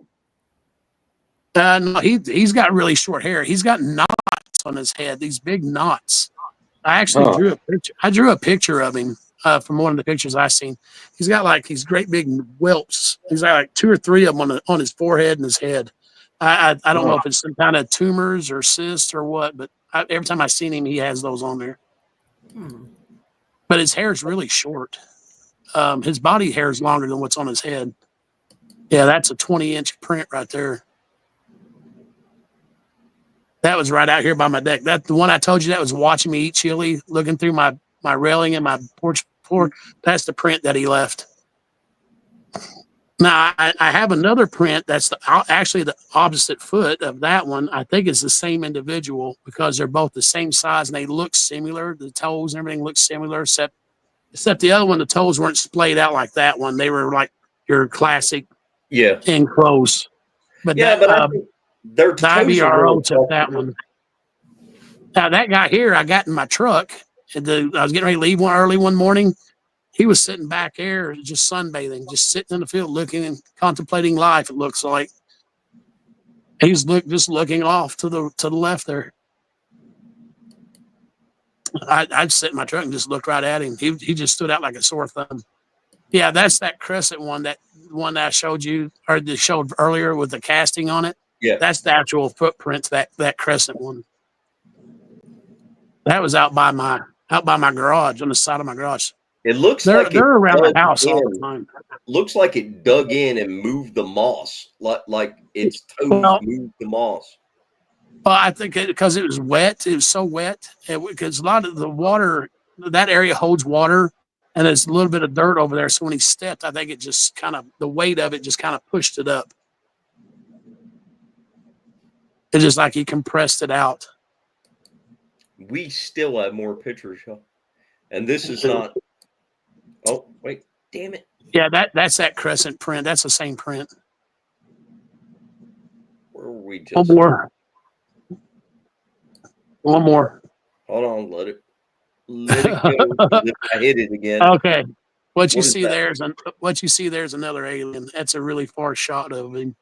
But you can see it. Well, the picture's cut off at the bottom, but it shows his hands, his arms going down. He's got one arm bent like this. You can almost see the palm of his hand there in the bottom right of the corner of the picture. He's leaning forward, and he's got his arm down. This arm, the other hand is kind of laying down, but you can't see it in this right here. That's okay. He's just a long, skinny individual. He looks like he's got I don't know if that's his head that curves around like that on top, or if that's part of his body behind him. I don't know. If he's got a Spencer, tail. There you go. Move your cursor. What? See if it takes the line off the picture. I don't think so. Hold on. We can do this, though. Hold on. If you can move it up just a little bit, you can see I his hands. can't. It's locked in the way that I have him done.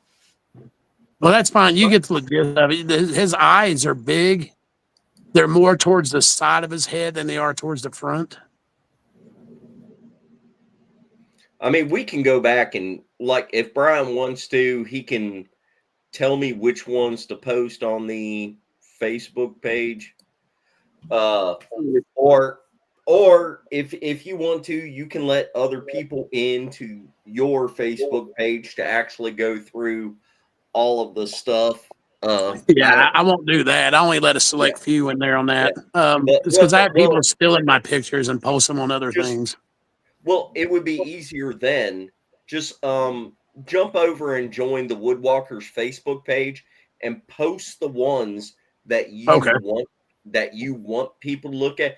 Dude, you're gonna get lit up on this. You know this, right? You're gonna have everybody friend requesting you, wanting to talk to you. They're gonna be like, "Hey, send me pictures," and I mean, that's just how it goes.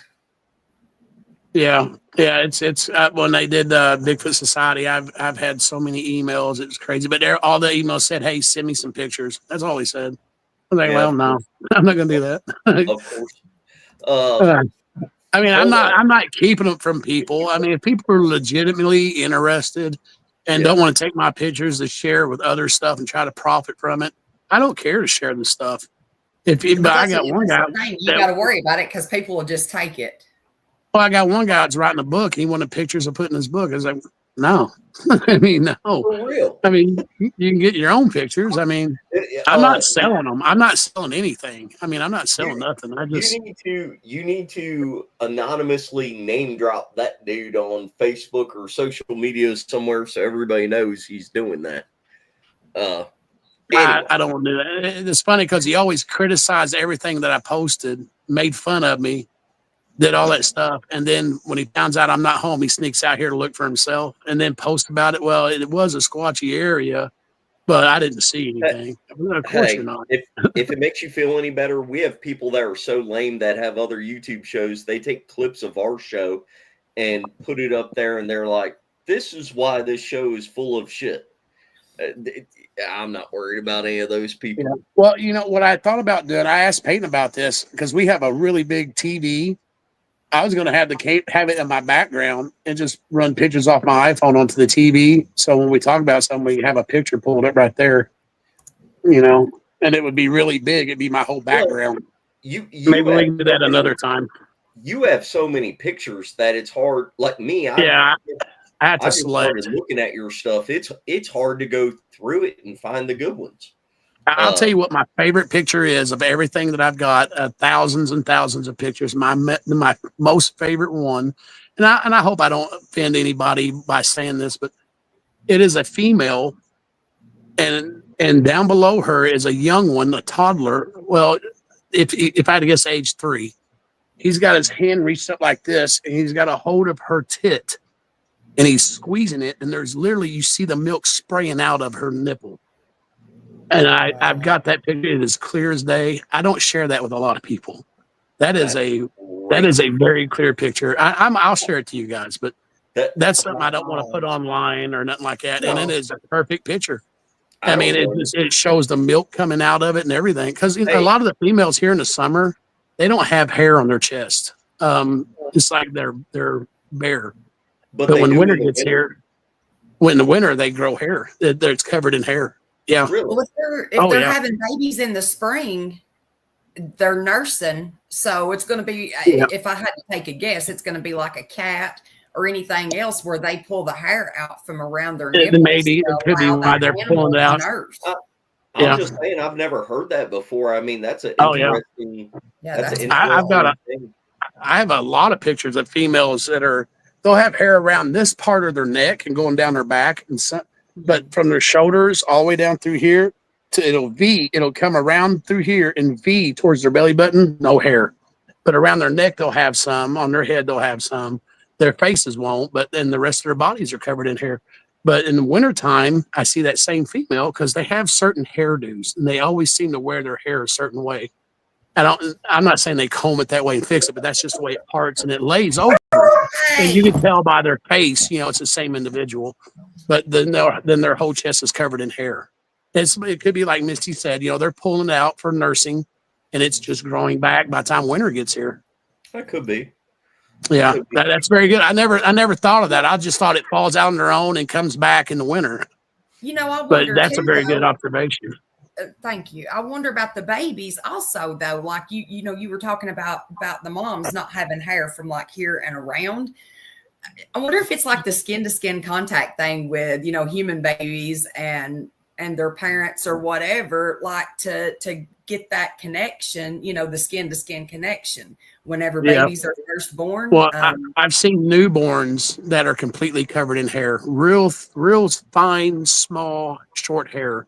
I mean, so small that they're like they were born that day. I've seen one that young.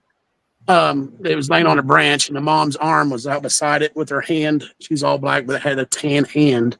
But the baby was just laying on the branch and he had his little hand curled up like this, just laying on the branch. It looked like a little monkey face. I mean, straight up like a little tan monkey face. But their hands and their face and all that's not covered in hair either. So it was all black. It's hard to tell, but it's all black. But it looked. I mean, you tell it had hair on it, like short, real fine, short hair all over it. Yeah. Hey, Brian, one of the guys in chat right now, which is Hoosier Squatch, I'm gonna put him up here. This is the guy. He lives in Indiana. This is the guy I told you about that I would like for you to talk to. He's in Indiana. He's one of our friends. We know him, been out with him. He has some great stuff on his own. He wants to know, do you even have a thermal? He wants to know if you have any thermal. Yeah, I got a couple of thermal pictures.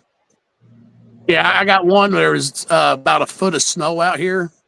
And I just stepped out. I just got the thermal camera. I stepped out on my porch, aimed it back this way, took a couple pictures. There was one sitting on the ground, leaned up against a tree. He's got his right foot stretched straight out, his left foot kind of like making a figure 4. He was leaned up against a tree. He was red hot. He was all red from the thermal. His face was white because it was the hottest part. The tree that he was leaned up against was almost red all the way around it. There was thermal pattern of one looked like it was crawling around behind him in snow down in the creek and coming up the other bank. And it was all white hot, the head and the shoulder, one of the shoulders.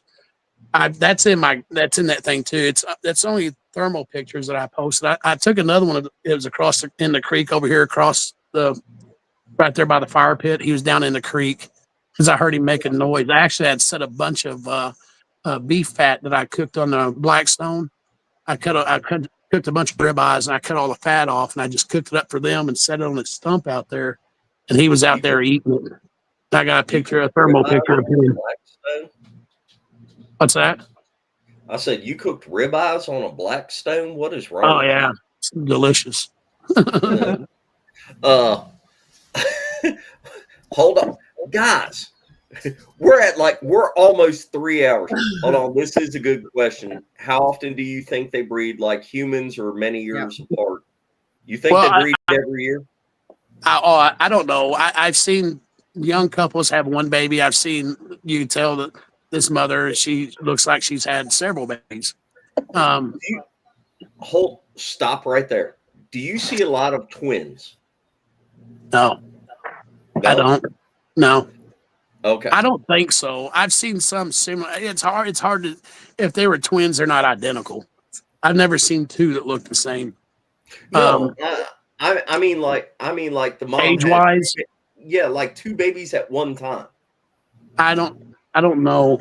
No, we've seen like a 3 or 4 year old and like a toddler. Yeah, I'd see one have like a 3 or 4 year old and then a newborn or a toddler. Okay. I've never really. Closest age I've seen some the same age group, but I think they're from different families. And I don't think it's from the same family. that might be. I mean, you know, I can't tell you. Yeah, I couldn't tell you if they're twins or not. I don't know. I honestly don't know. I've not seen a mother hold two identical ones together.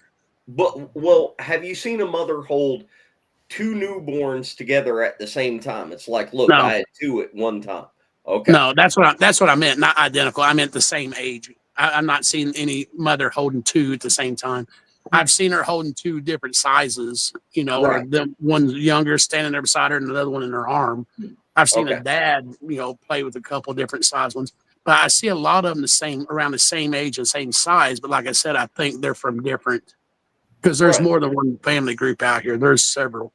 Now, when deer season was here last year, but all summer last year, I've only seen about 6 to 8 individuals. It's hard to tell if they were here full time. I knew that a few of them were here full time, but that's all I was seeing. Now, whether or not that was always here or that's all that would let me see. But when wintertime, gun season started coming in, deer season, they built so many nests out here, and they built them right at 30 feet from not even 30 feet from my lean-to building. They built a big one there. And I probably counted 100 during the month of November through December out here. 100 different individuals. And I know it sounds bizarre and that out of this world, but I'm honestly telling you the truth. There's about 50, they built the nest so big, there was 10 to 15 individuals staying in each nest. And that's just the nest that I could see. I don't know what was further deep in the woods because I don't go back here anymore. I don't go into the woods anymore. I know they got huge nests back there because I could see them. And I know they're in there because when I would walk back along the trail or go into the field and look into the woods, I see the nest. They're all popped up looking at me. I mean, they don't hide from me. They don't let me see their full body, but they'll raise their head and shoulders up out of the nest and look at me, see what I'm doing. There again, they feel comfortable with you enough to where they're probably being pressured during hunting season. I think the same thing happens in the areas that we hunt. Right. I think they congregate into a safe area. Because they know where I hunt. that there's going to be a lot of hunters or hunting pressure come through that area. I think they go to a place where they feel safer. Yeah. And they got the word that, hey, this owner here knows we're real. He's not going to hurt us. Come on over here. And that I've had different researchers out here. I've had a guy that does it for the BFRO. I've had the IBRO. I've had independent researchers out here. And they would stay 4 nights, or 4 days. And they're coming back. They came the summer of last year, or almost fall. They came in spring this year, right after that one, or I think they left, and then I heard that one giving birth. No, there was one that gave birth a week before they came. I heard one giving birth. I was actually on the phone with one of the researchers and was telling her about it. So it's every 2 minutes apart, it was screaming like something, like it was in pain. Then at the time I thought, well, let me tell you the story of what happened. I walked back here to give him a gift. And it's the curve of the trail that, there's a big old, huge 45-inch stump there. I gift right there. And I went out there to check what I'd set out the day before, and I brought some apples and stuff, and I set it all down. And right before I got to the stump, let me back up. Right before I got to the stump or the curve, a pebble hit me right in the chest, and it bounced right off. I was looking down because there's a lot of twigs there. I wanted to make sure I got a clear path, not trip. I seen the pebble hit me right in the heart and bounce off. It didn't hurt. I just seen it, and then laying on the ground. It was clearly a rock, a little pebble. I looked up, and I didn't see nothing. I was like, oh, hey guys, I'm just coming back to give you some gifts. That's all I said. I went past the 2 cedar trees where it hit me at. It turned left to the stump. I set my stuff down. I said, hey guys, I brought you some gifts, some apples for the little ones. I said, if you do take the trash, please don't drop it in the wood. Just leave it right here, and I'll pick it up tomorrow or the next time I'm up here. As soon as I said that, a tree down at the creek starts snapping and popping and gets pushed over. And I'm like, what the crap? And right instantly, I turned and watched it. It had green leaves and everything. It's probably about a tree about that big around. And it just snapped, pop, and pushed over. And I was like, holy crap. So I got the vibe. They didn't want me there. I wasn't scared that they did the tree because I hear them pushing trees over all the time. I just got the vibe that time, the pebble hitting me, and then that tree falling. I thought, ooh, I'm going to get out. So I went ahead and left. I said, I got the hint. I feel you. So I started walking out. And it wasn't until I got halfway down the trail, I started hearing this moaning, like screaming, moaning. I thought, oh. I said, well, that's why they threw the pebble at me, because they didn't want me back here. Tonight's not a good time. I thought one had passed away, and they were mourning that it passed, because that's what it sounded like a hurtful cry, like a painful cry. I was like, oh, my goodness. So I come back up here, and it kept doing it. And about every couple of minutes, it kept doing it. And I had casted a couple of prints over here across the creek. I was waiting for it to dry, so I was checking on them. Then my friend, one of the researchers, called me, and we were talking. I was telling her about it. And then it just seemed like every couple of minutes it would cry and moan and like, oh, like in pain. Yeah. And then all of a sudden it got silent for a long time. And we were talking, and all of a sudden I heard them woo, woo, doing these real high woo sounds, and like males making these woo, make these sounds like they were celebrating. And that's when I said, oh my God. I think one just gave birth. She was in labor. That's why they didn't want me back there. That's why they threw the pebble to warn me. That's why they broke the tree to say, hey, leave. Now's not a good time. And I heard all that moaning and going on. That's when I started saying, about every 2 minutes apart, I was hearing that painful scream and moaning. Then I hear all the woos and the happy cheers, kind of. So she had a baby. It wasn't but a couple of weeks later, I seen her out here in the clearing holding a brand new newborn baby in her arms. You should have taken cigars and placed them out there on the gifting stump. I've offered tobacco. They never take it. Really? I heard they like it, but they never take it. What kind of tobacco, though? Just like regular smoking tobacco. Now, see, I heard. Here we go. I have no. You gotta buy the good stuff. But I've heard from other people, specific people that will not come on the show and talk about it. I've heard them say chewing tobacco, especially Levi Garrett. I used to chew Levi, and I thought about buying that. Think maybe they don't have a way to smoke it. Maybe they chew it. I said smoking tobacco is not a good chewing tobacco. That's what I've heard. I tell you what I'll do. I'll buy some Levi Garrett or a Red Man or something, take it out there and leave a pouch for them. Get the Red Man Gold. Well, my fear is that the kids are going to get it and get sicker than the dog. Yes, and then they be everywhere and they blame it on you. No, they don't like watermelons. They don't like cantaloupes. They don't like green apples. They smash all those. This cantaloupe, I kept sitting on top of a 5-gallon bucket. I had the bucket upside down. I'd set it back there. They'd eat the peaches and the pears, but they'd knock that cantaloupe off that bucket, and it'd be rolled down the hill, and I had to go down there and get it, bring it back up, set it back on a bucket. Every day for about 3 or 4 days, it was knocked down the hill. And the last time I went to go, I seen the bucket knocked over again. So, well, they did it again. I go out there, they had stepped on that thing and squished it. I mean, it was just like sprayed out everywhere where they'd stepped on it so hard and smashed it on the ground. They said, no, we're telling you, we don't like it. And the watermelon never touched it. Never touched the watermelon. I'm not saying they didn't like it. They just didn't want it that day. Now, in the South, they're known for stealing watermelons. Oh yeah. Well, Well, suspected supposedly, but I mean, who knows? yeah, I do know what the scat that I've seen out here. I left a pineapple out here one time, and they ate it. They actually ate 2 or 3 of them when I left them out there. And I found some scat out in the field. It looked like somebody had some bad tequila and Mexican food and just lost everything, lost control of everything. Now, when I leave pineapples, they don't eat them. They used to eat them. Now they don't. They found out pineapple will give you the runs. I did set one back here about, well, I put 2. I threw one away in the dumpster and I set another one on the log. And because I usually gift on the log sometimes too, back by the building. And they took a big old bite out of one of pineapple, almost bit, they bit all the way half into it, one big bite, and just left it there. Then the one in the dumpster, they took another big bite off of it, same way, same spot. But they didn't take the whole thing. But they used to, the first, I think I set 2 out the first time. They took them both. The next one I left out there, I left it sat there probably 3 or 4 days, and they finally moved it. They might have just threw it away. I think when they got the runs off the first 2, they just got rid of the other ones and no, don't eat this. They probably buried it somewhere. Well, it's not like pineapple is native to Indiana. So, oh yeah, yeah. Hey, all right, y'all. We are at 3 hours on this point. I'm sorry. No. This has been awesome. Hey, Greg, you've been quiet, buddy. I know it sounds crazy, man. I know all this sounds crazy. Now, like I said, brother, I wouldn't lie about a thing of it. I'm telling you, I experienced that.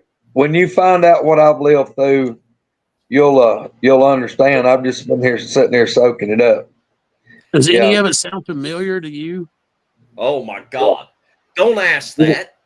We're not on a 4-hour show. Well, let's put it like this. When they finally got me to come out and talk to people about what I've been dealing with when I went on Sawdust Beast, the first episode was number 138. And I did about 8 shows over 2 hours long to talk about what I've experienced. Dang on. And we still I think I could finish mine up in another 2 hours. No, I've been dealing with them for 25 years. That's only because we didn't go down every rabbit hole and ask you a bunch of questions. Peyton didn't even really talk a whole lot. Hold on. Yeah, we didn't get into my dreams yet. Yeah, he has some crazy dreams. I mean, I'll just say this: some of the pictures that we looked at that you had, what I've seen didn't look like that. But some of the ones that you have, I have seen that favored a lot of what I saw. Oh, but I'll tell you this: the one that was out where it was the female and it had the little one down, that color black, that super ink black. Yeah, that's what color all the ones I've seen here are. I'm talking about the blackest black that you've ever seen. That's what color all the ones that I've seen are. I think that's just the genes in the family. Maybe it could be region too. But I've seen them out here black, tan, gray. Color skin. Yeah, multiple colored skins. I got a couple of pictures of a male and a female. You can see the calico look, the colors in their skin. I know there's so many pictures. When I was saving them on my thing, I was just going through and checking. I could only do 80 at a time and then save it to that. I was trying to hurry up and get them off my phone in case something ever happens to. Thank you. Something from outer space zaps my phones or something. You know what I mean? And the government gets me. Get them off your phone. Get them off your phone. Get them on a thumb drive. Yeah, that's what I'm trying to do. Keep the thumb drive separate. No, seriously, I could tell you horror stories from me and 20 other people about the photos going missing, and you can draw any conclusion you want from that. Yeah. Some of the cameras and stuff, what I think are cameras in the trees back there, they look like security cameras. And like when I take a picture of them, they're gone the next day. And I don't know if it's them doing it or if it's somebody else doing it. I don't know if they're being monitored. 100%. They could be monitored. Maybe that's why they got the satchels. Maybe that's why they got what they got. See, and I think you have to be very clear whenever you talk about that, because that's a really relevant point. If you, let's face it, guys, I'm just being honest. If you come out in the Bigfoot world and you're like, oh my God, boogers are installing cameras or alien technology up in the trees, that reads different than if you say, maybe my neighbors are putting up cameras, maybe the government is putting up cameras. I think we need to get it all out there, but I think you got to be careful about the way that you express it, because you don't want to, you know what I'm saying? You don't want to. I lean more towards, I mean, I don't know how far this is going to go, but I lean more towards government doing stuff out here. And only because we've seen the helicopters, we've seen the SUVs. There for a while, they would be coming up here and drive real slow past my house. I've had people stop out here and take pictures of my mailbox. I had a buddy that's bringing my tractor back on his trailer, and he pulled up through here, but he forgot to tell me that when he crossed right before he got to the creek, you can't see it from here with the road, but there was a guy parked there in a Jeep with binoculars looking across the hood of his Jeep into my property. He didn't know that was my property over there, but he told me about it later, because when I mentioned something about, you know, I posted a video of a guy coming up here and just stopping, taking a picture of my mailbox. And he says, oh yeah, when I was out there earlier, there was a guy in a Jeep out there with binoculars looking in, you know, toward your house, but out in the woods there. I said, yeah, that's my property over there too. You know, that happens a lot. So a couple things before we get off here. 3-hour show. I thought it came across really good. Number one, I'm going to say Bigfoot Society. Please go subscribe. Go back and watch Brian's episode on Bigfoot Society. If I think about it, I'll put a link up there. Yeah, I think it's 690. I think it's the number, episode 690, and I think it's called There's Something Under the Cabin. Yeah. Or they're under the cabin. Yeah. Is the name of the episode. Go do Jeremiah a solid and like and subscribe. At least go watch the episode, but subscribe to his channel. Thank you again, Jeremiah. Much respect for you letting me talk to Brian. Jeremiah's got a good show. He really does. And if y'all are not watching him, please go check him out. Yeah, he just lets you talk all the way through, and then when you're done, he'll ask you some questions. He's really good. Sometimes I forget that I'm even on a podcast because he just sits there. I feel like I'm talking to myself, but he's a really good guy. I'm sorry we interrupt. Oh no, that's fine. I'm not meaning anything bad about it. I'm just saying he'll introduce it. He'll let you tell your story from start to finish, and then he'll ask you the questions at the end. And I had another podcast that I'd done. It's called Bigfoot Theory or Sasquatch Theory. Yeah, and I'm not saying anything bad, but I had a lot of negativity come from that one, from people that watched that episodes. I mean, I had a lot of bad things come across, so I'm kind of leery about sharing my stories anymore. I mean, you guys, I watched a couple of your videos. When you first reached out to me, I watched a couple of your episodes. I was like, yeah, I can do this with these guys. But there's certain people that I get asked all the time, and I just don't do it. Well, one thing we like to pride ourselves on is the people that follow us are great folks, and they're open-minded, and they know that we don't tolerate bullying. And a lot of these people in the chat have had their own experiences too. Brian, go back about 28 hours from now. It takes a little bit over 24, but about 28 hours from now, go back and watch this video and hit the comment section where you can see the comments. Okay. And go back and scroll through and look at these people's comments.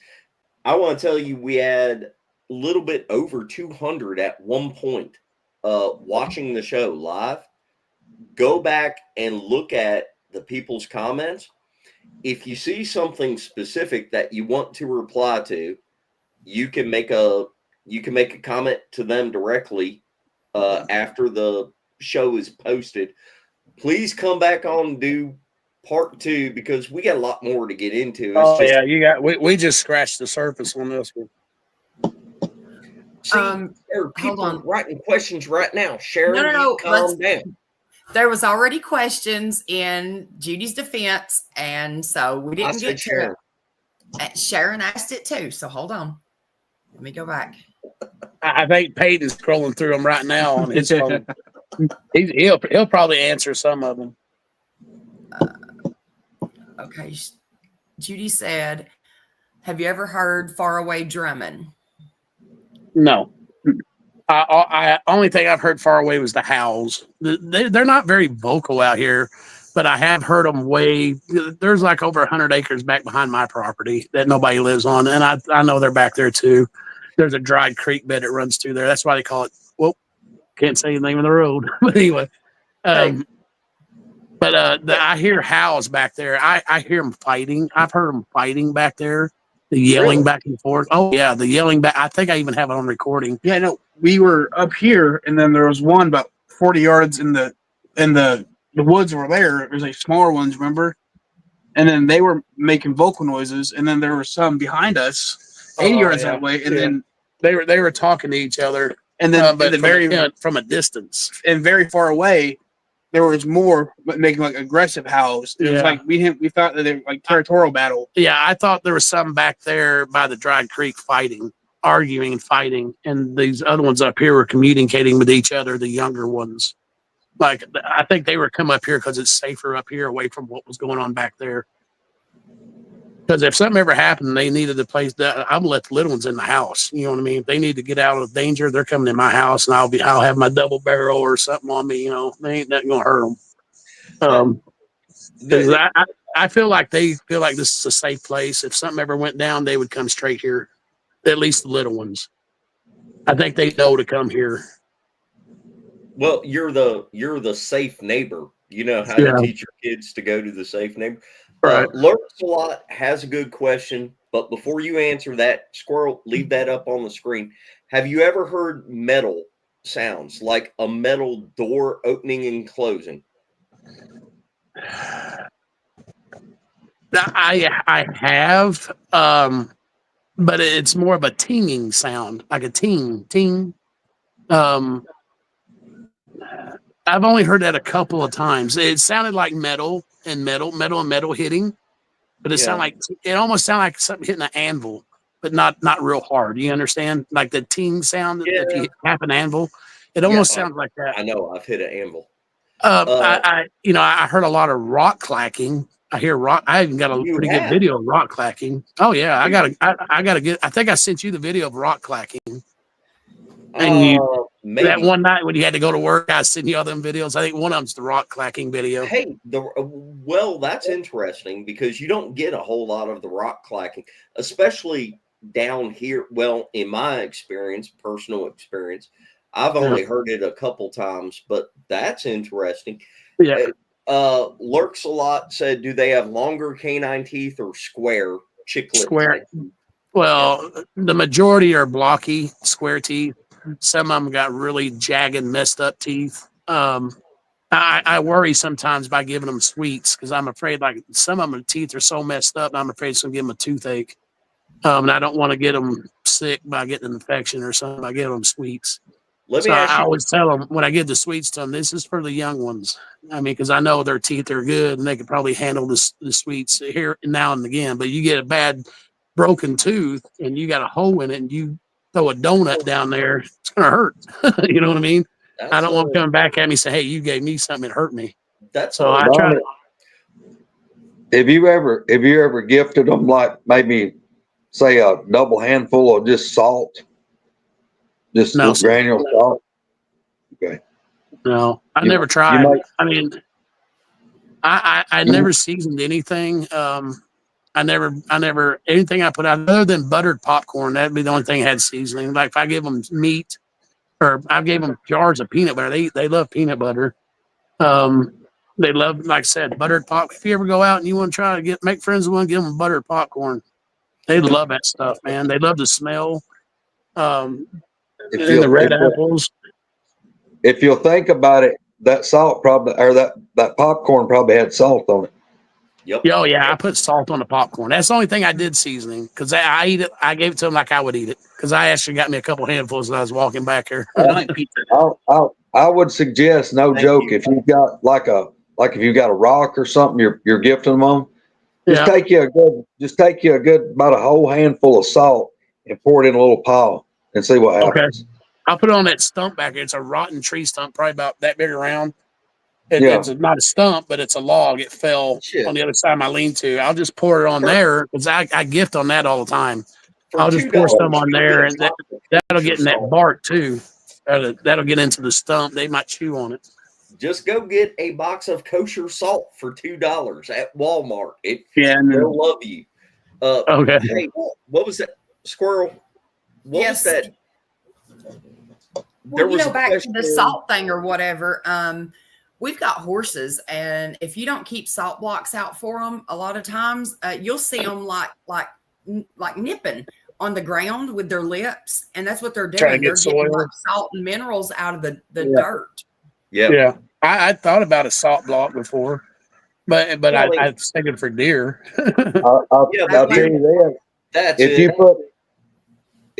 you put a whole block, I've had 50-pound salt blocks disappear overnight. Be gone. Yes, Well, sir. that might be a good thing then. That might be something they could really use. Yes. Mhm. I'll try that. Next time I go up to somewhere, I'll grab a salt block and try it out there. Hey, this is a good. Sharon makes a really good point right here. Have you tried using that camera by taking photos of each other yourself to show them that it doesn't hurt, so it won't hurt them, so that they understand it? Well, I know they've seen me taking pictures like woodpeckers and stuff like that. I'll walk back here with it, and I'll take pictures of other animals, squirrels and woodpeckers and stuff. I know they know me. They watch me. I know they do.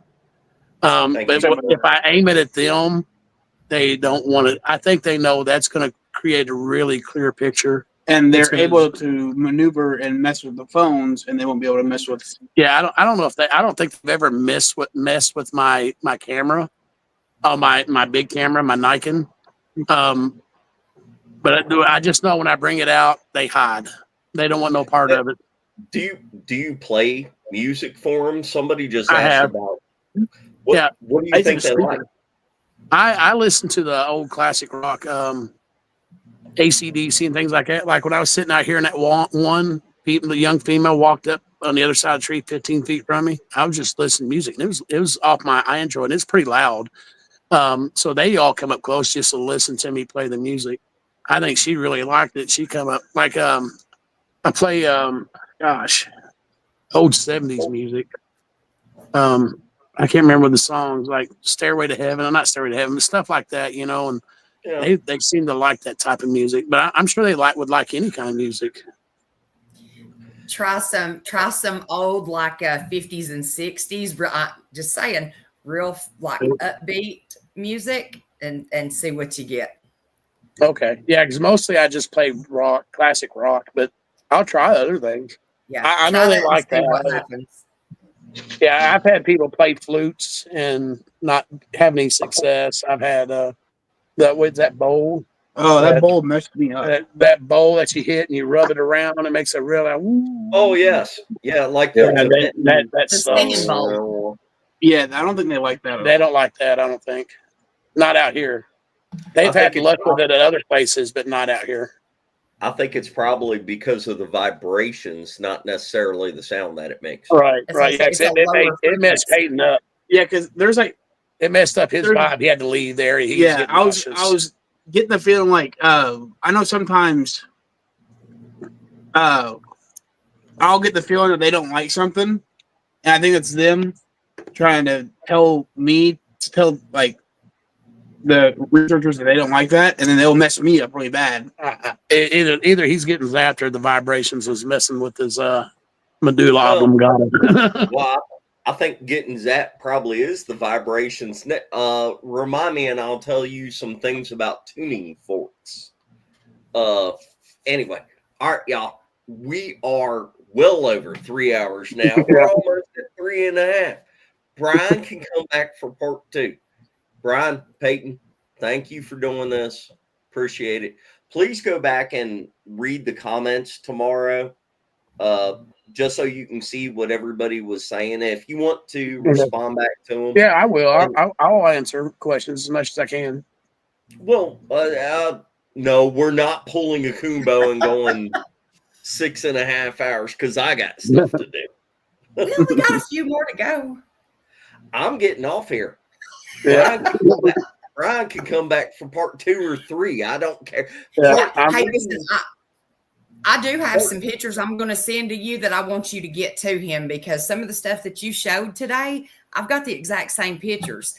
Not awesome. exact same, but I've got some of the red ones, and I've never seen the first picture that you showed. No, listen, the first picture that you showed, I have a picture that looks almost identical to that. I got to send it to you.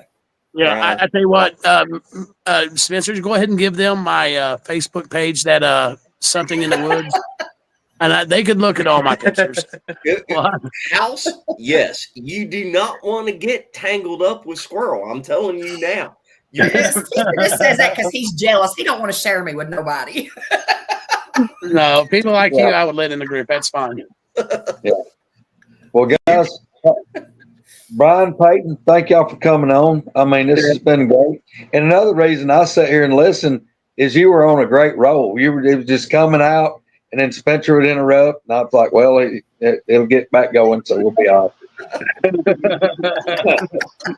Yeah, it was a pleasure being on here. It went a lot better than I thought it was going to. That was awesome. We're glad you came on. Thank you for doing it, y'all. Hope you like this show. We'll have him back on again. If you got questions that you want to ask him directly, we'll try to get him on the Facebook page, and then you can just ask him directly on the Facebook page. Well, them, Brian and Peyton both. Thank y'all so much for doing the show. Hang on for a minute. We're going to bounce off here. Just stay there. Don't do anything. All right, y'all. Thanks, you guys. Bye, y'all. Thank you guys for coming on. Seriously, that was really good. You've got a lot of stuff going on, and that's awesome. That's some of the best pictures that I've seen. Yeah. I've heard a lot of people say that. Yeah, they're great. Hey, right quick. I know it was in chat, but just want to shout out to Brother Kenny. Today's his birthday. Happy birthday, brother. Is it? Yeah. Happy birthday. Happy birthday. Happy birthday, Kenny. Well, guys, we hope everybody enjoyed today. Spencer had us all in suspense waiting on today, and he didn't let us down. Right. So we'll have to give him. You haven't heard anything yet, buddy. Give him a round of applause today. Misty, Yes. What time's the night owl flying? We probably ought to do it a little early since it's going to be on Sunday. I don't know. I don't even know what time it is now. We'll figure it out, y'all. We'll post here after a while, so just be looking for it. All together, Night Owls 1313. One word. All together. If you're not subscribed, come check us out. Yeah. We'll post it on the Woodwalker Facebook page. We'll put the link.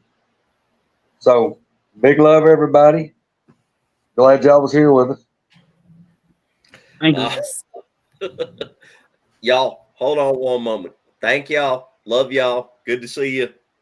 Get you next week. Ooh, is it next week? Oh, yes. Next week, Mark Newbill and some people that he's been talking to lately. Awesome. See y'all next week. Nice. Love y'all. Thank you very much. Brian, Peyton, thank you. Y'all hang on real quick. Bye, y'all. Bye, y'all. Have a good Sunday.